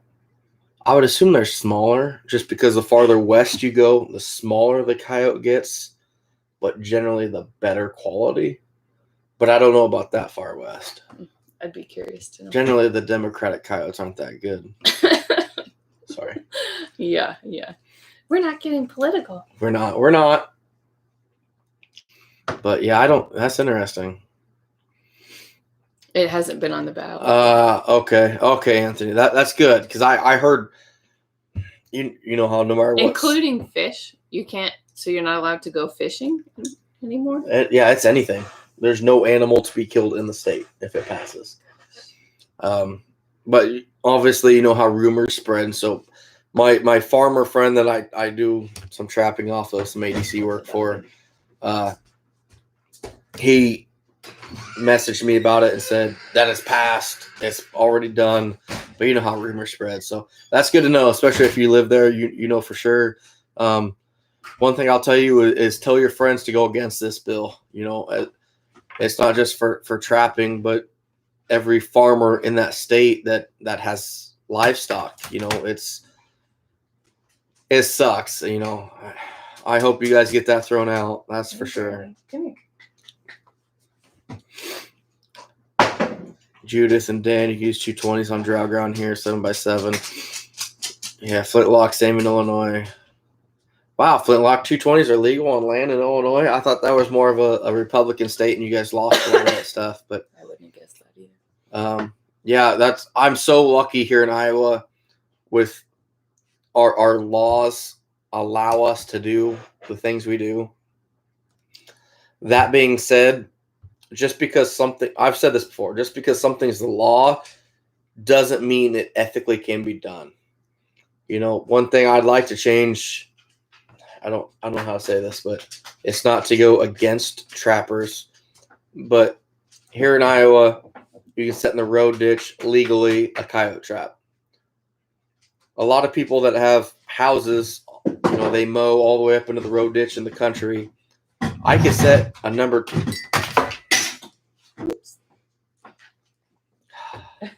I could set a number 2 coyote trap in somebody's front yard, right in front of their house, as long as it's in the row right of way, even though they mow it and care for it.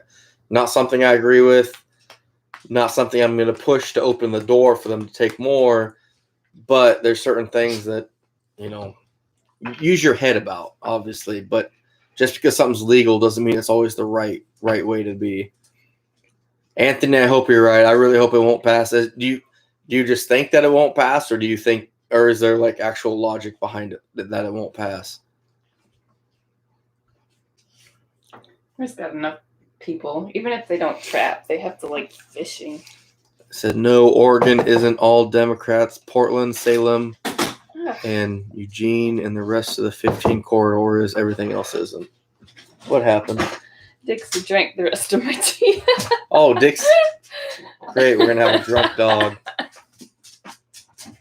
Sorry. Shoot. That's all right. I bet it was good tea. Yeah, ANC Trappin. We have good laws here. I won't complain about them, but at the same time, everybody needs to use their head. The biggest problem we have here in Iowa is prices come up, and you get all these people that think, hey, I'm going to go catch a $20 raccoon. I know nothing about trapping. And I've seen it before in 2013 when we had a decent market. You have 330 conibears set in a hole in a fence on the row and stuff like that. And that's asking for trouble, and that's asking for us to lose our rights as trappers here. I'm very lucky to be able to trap the way I am. I'm very lucky to live in an area where the coon populations allow me to do what I do. I had my buddy on here, Luke, that was talking a little bit ago. He kind of ventured over into my area, and he goes, wow, now I know why you catch all the raccoons you do. I live in a good area for raccoons. You know, it's probably 90% the population, 10% me knowing what I'm doing. It's just how it is. It's just, you know, there's so many of them that you almost can't not catch one. The populations are crazy.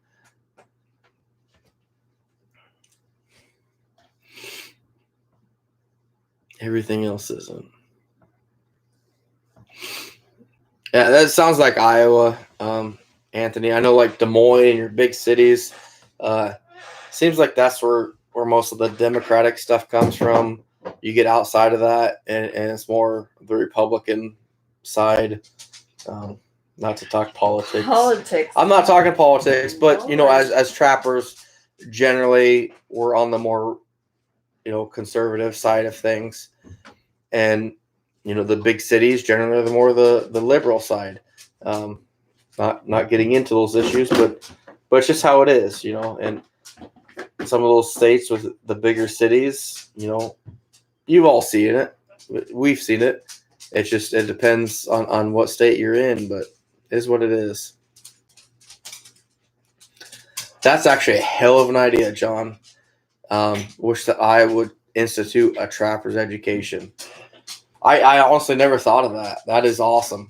I definitely, man, that dog has heavy feet. She sounds like me on the treadmill.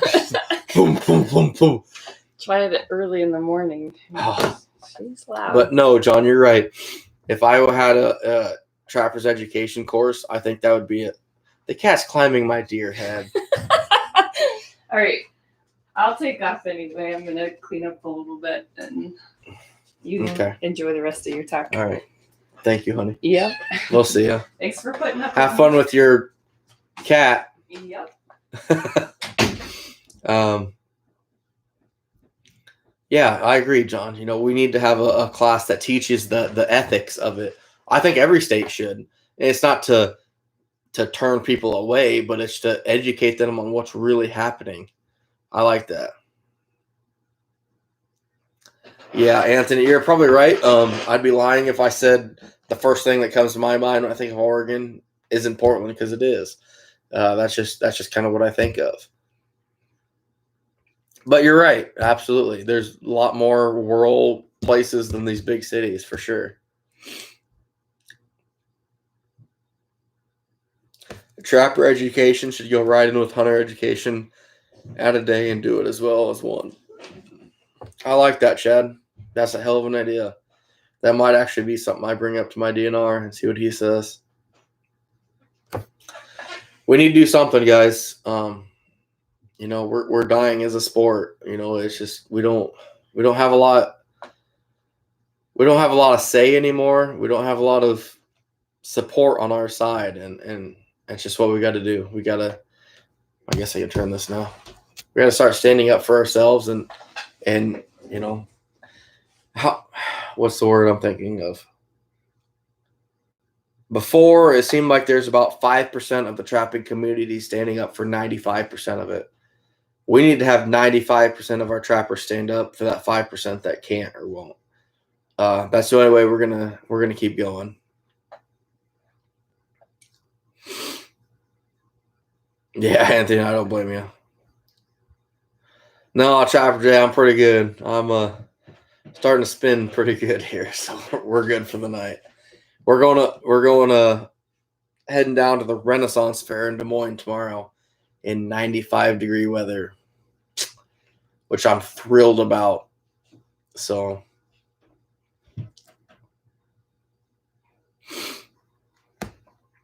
10 years ago it wasn't horrible, but now it's horrible, and a huge problem is it's spilling out into the suburbs now. And that's the problem. The antis in that group, they're gaining ground on us. They're gaining ground on the trappers and the outdoorsmen, and we need to figure out a way to stop that. It's just bottom line. Yeah, John, absolutely. Older people have no idea. They're just getting trapped. I've had literally like 50-year-old people that have never heard of trapping reach out to me, and I've had 14-year-olds that were just on here a little bit ago talk to me about trapping. It doesn't matter how old you are, and it doesn't matter if they want to trap or not, but educate them on the truth of what we're doing. The antis will say, oh, you're out killing animals. It's so inhumane, all these traps with teeth. I'm pretty sure traps with teeth are outlawed in almost every state, if not all of them. I can't think of one that is legal on. We've got to start sticking together. We've got to start growing our numbers in the positive side. Otherwise, we're in big trouble. We really are.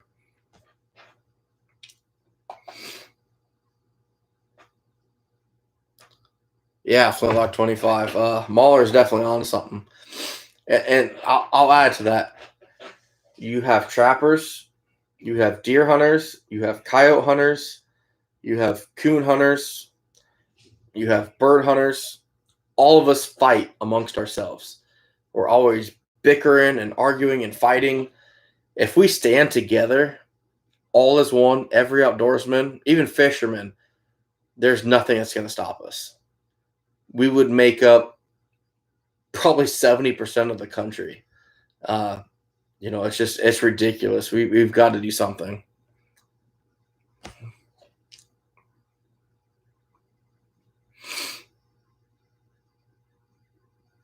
Hey, Luke, you're back.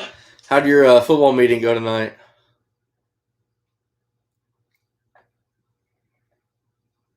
Yeah, John. That's something we need to do, especially here in Iowa. I'll tell you what, if you could get 2 or 3 trappers from every county to bring that up to their DNR, I'll bet we could do something about that.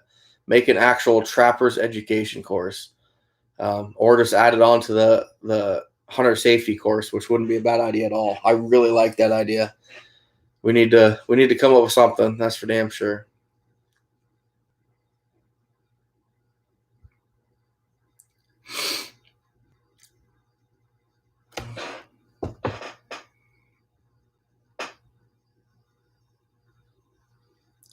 Yeah, ANC trapper apps or trap line.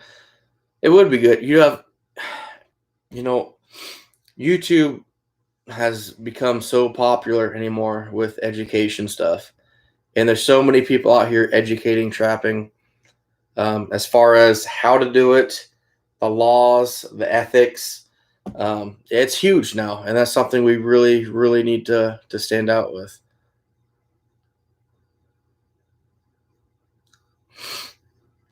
Lane Davis, how we doing? Nice. Feel bad for you guys in that heat tomorrow doing football practice. Ooh, that's not a bad idea, Trapper Jay. Put the course on the Trappers conventions. I honestly wonder. I might talk to Alan about that and see if we can't do a. I mean, I team up with him for that kids Trappers course. Maybe we can modify that in a way. Figure out, even if every state did it, come up with their state trapping association had a trappers education course that just talked about the laws and the ethics of that state and had a big Q&A afterwards or something. I really like that.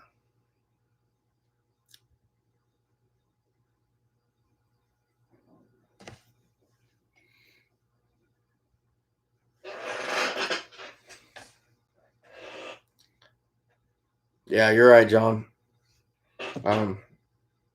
It's ridiculous anymore. I got to give you props too, John. For those of you that haven't heard the story with me and John, years ago, I don't know how many years ago it's been. I used to go to my Iowa State trapping convention, and I knew nobody, literally nobody. But I'd take 2 days vacation, stay in a hotel room wherever it's at. I'd go to my convention, learn so much from demos, buy equipment, go back to the hotel room. Still never really saying anything to anybody. And one night, John caught me outside sitting on the tailgate at the hotel room drinking when he pulled up with him and his family. And I was wearing a fur harvester shirt on it. And he started talking to me like, "You working for fur harvesters?" I said, "No, just here for trapping." We started bullshitting about trapping.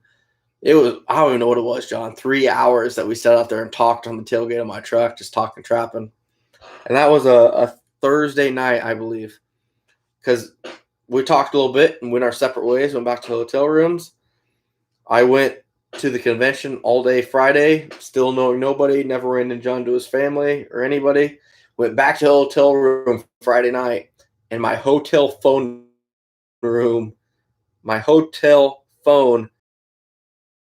who the hell's calling my actual hotel phone? With a gathering of people on Friday nights with what I call the ITT group, the Iowa Trappers Talk. If you don't know that, you need to check it out, iowatrapperstalk.com. But just a group of very knowledgeable trappers getting together and shooting the bull, talking trapping, talking about life. And he called me on the hotel room and said, "Hey, get back out here. Come back out to the convention grounds. We're under this awning."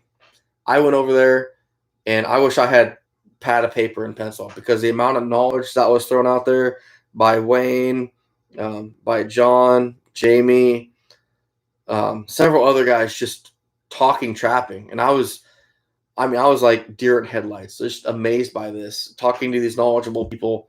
And ever since then, me and John have been friends, and I've got to pick his brain when he wants to. He's a hell of a coon trapper, and I've got to learn a lot from him and his good friend JD and just a lot of people. And he brought me into the trapping world, got to meet the community, and kind of what made me where I'm at today. So I'm very, very thankful for what he's done.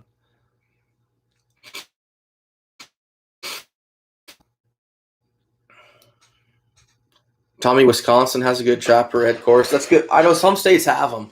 That's good to know. That's good to know. You're right, Chad. It's amazing how many people think trapping is illegal and they feel they can take your traps. I blame that on a lack of education. And that's one thing I want to point out. These people that are against us, most of them have no education on trapping, but they see these videos the antis put out of animals losing limbs, animals dying inhumanely, and they link that to us. So the only education on trapping they have is terrible. If you're growing up, you're a young kid, and I said, Fords are terrible, Fords are junk, never own a Ford, Fords break down all the time. When you get to become an adult, that's instilled in your mind. Fords are junk. They're junk, especially if your dad or your grandpa talked about it. Anyone that you know that means something to you, that's going to be instilled in you. Even if you have something that proves it wrong, it's going to be stuck in you. And that's our job, to try to prove them wrong, though, to really show that this isn't what those people are thinking. It's not what they're showing. And that's, they have no education otherwise. So without that, without us showing our side of things, that's all they know. So you can't be mad at them. I've had so many people message me and saying how I'm a terrible person killing animals. It's so inhumane.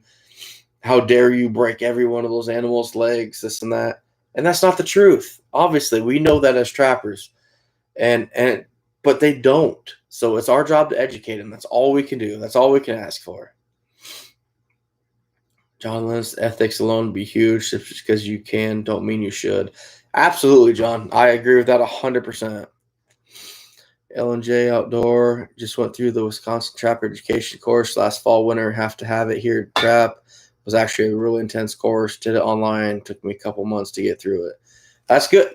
I don't think it should be something you rush through. But when you come out the other side of it, you're very educated and know what you're doing and what's going on. So that's good.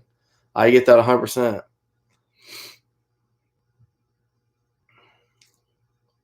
Flintlock, yours is only 2 hours over there in Illinois. What all they have on that course? I'm kind of curious. Lane Davis. That was an example. You'll hear me talk about that a lot with like trap selection or what works for you in my videos. It all comes down to a Chevy Ford thing. If your dad was a Ford guy, let's say, and he loved Fords, had good luck with Fords, chances are you're going to be a Ford guy. If your dad had good luck with Chevys or Dodges, chances are you're going to be the same thing as he is. Whatever worked well for your first vehicle or whatever you were raised on tends to be what you're glued to. Same thing with, everyone trashes the Duke traps. I have great luck with Dukes. I've never had an issue with them. But maybe that one person had one issue with his first Duke, and now they're all junk. Or maybe Bridgers, he had a coyote get out on his Bridger. His first coyote ever got out on Bridger number 2. Now all Bridger traps are drunk. It depends how you grew up and what your first experiences were, 100%. So I'm not trashing Fords. I will say I am a Chevy guy, but, I respect everybody for whatever they're doing. Wisconsin, Trapper Ed is required for everyone born after 79. It's good to know, buddy.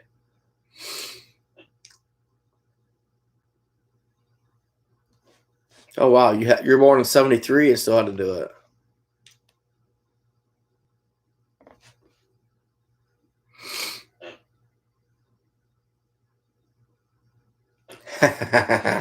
Chad, what I hear about that Ford nonsense. I won't lie to you.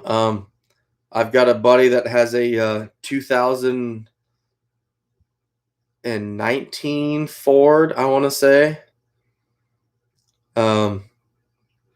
He's had his rear end go out twice. And he had to replace all his coil packs already. He's having a lot of issues with it. Matter of fact, he's been a Ford guy his whole life, but he's about ready to switch to Dodge, which I won't agree with any better than a Ford, but that's my opinion. So they all have their issues, man. You know, like I said before, it's all whatever you grew up with, whatever works for you. Trapper J, the one Ford you own, had a 5.4 Triton. It sucked. Yours had 220 when you sold it. Yeah, it all comes down to whatever works for you guys. I mean, obviously, we all have different experiences.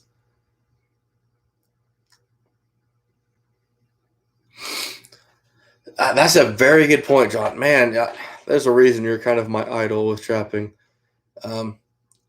As you said, you bet if you talk to any DNR officer, would say most of their tickets are from people that don't know the laws or regulations. You're probably right.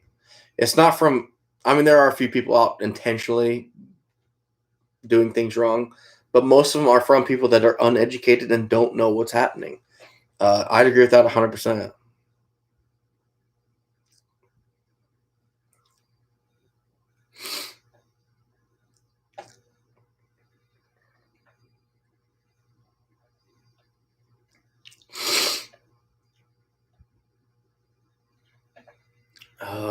Anthony had a 2004 and a transmission went out twice. It's pretty much brand new. You know, I've had pretty good luck with my truck. That white GMC I'm driving right now. You know, I've got 120,000 miles on it, but a lot of it is trapping miles. And for my road line, you know, I got 200 stops every day for 3 weeks, 2 weeks.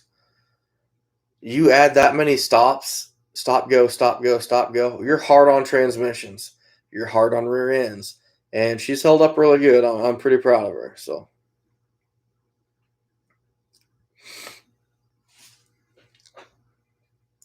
They quit making good trucks about 10 years ago. Yeah, there's no joke there, man. They don't make things like they used to by any means. So, but I suppose, guys, it's pretty late now. About 11:30. I'm gonna get off here.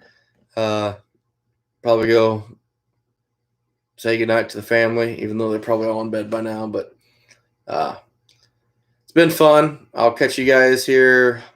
I might do one next Friday. I got to talk to Jay, see what his plans are. But as we get closer to the season, I might start doing one every week versus every other week.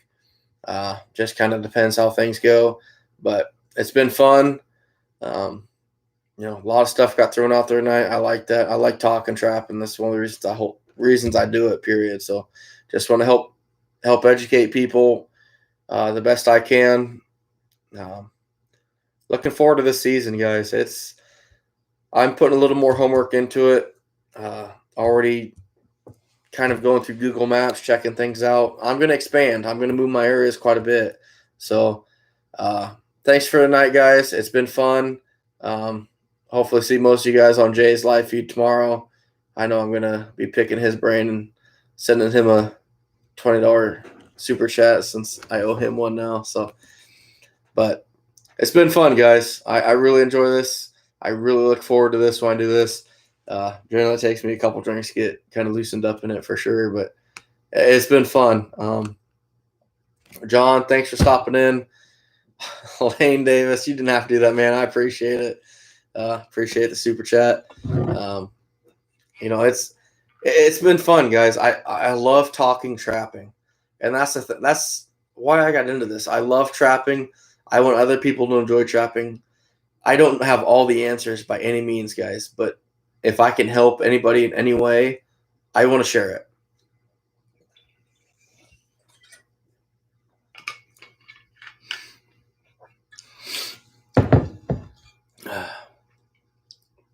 Anthony, thanks for sticking in, bud. I appreciate it. Trapper Jay, you're waiting for the beaver line to come up to my area. The beaver line. Yeah, I really want to start doing this more often, guys. I can't tell you how excited I am just to talk about trapping with people and seeing the people communicate and talk to each other just on the comments here. I probably only read half the comments. Everything else was to other people on there. And that's awesome. Communicate with each other. Reach together as community. Start learning stuff. It's awesome. It's awesome. I'm really glad I started doing this whole YouTube thing. I was really hesitant, as I talked to my wife when we got our first camera. I really, really wanted to do an actual video, like make an actual DVD or something. But after talking to a lot of people, they said YouTube's the place to be. Nobody watches videos anymore, and as I'm learning, that's true. Not many people actually watch videos anymore.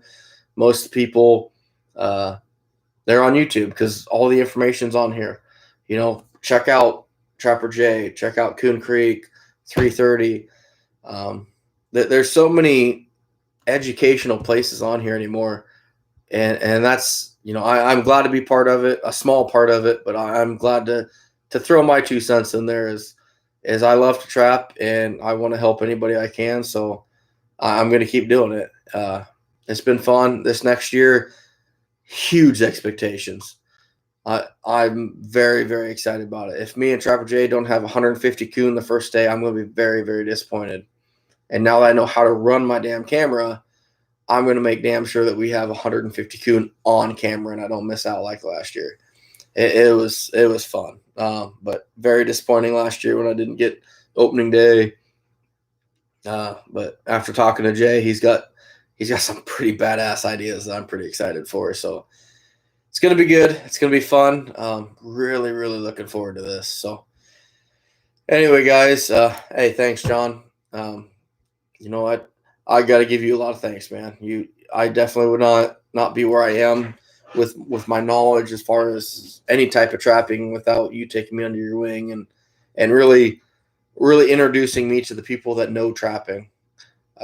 It was awesome. But yeah, Trapper J, thanks, man, for helping me with all this stuff, learning the computer aspect of it, the filming. It's frustrating for me being so non-computer savvy. Like, I know nothing about filming or computers. It's all my wife and Trapper J doing all of this for me. Without them, I am in big trouble. So, Trapper J, you run both cameras, no problem.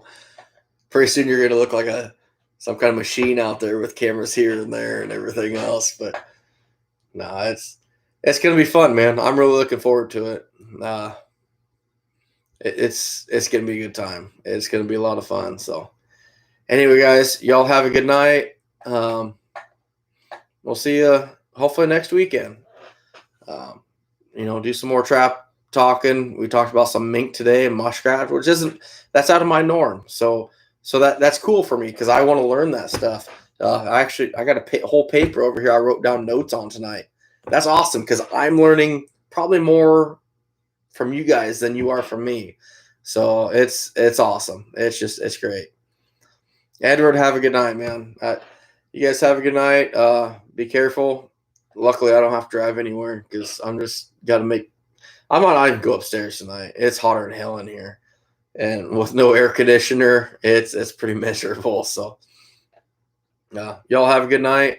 Hopefully, we'll see you on Jay's live tomorrow night. But take care, guys. Until we meet you next week.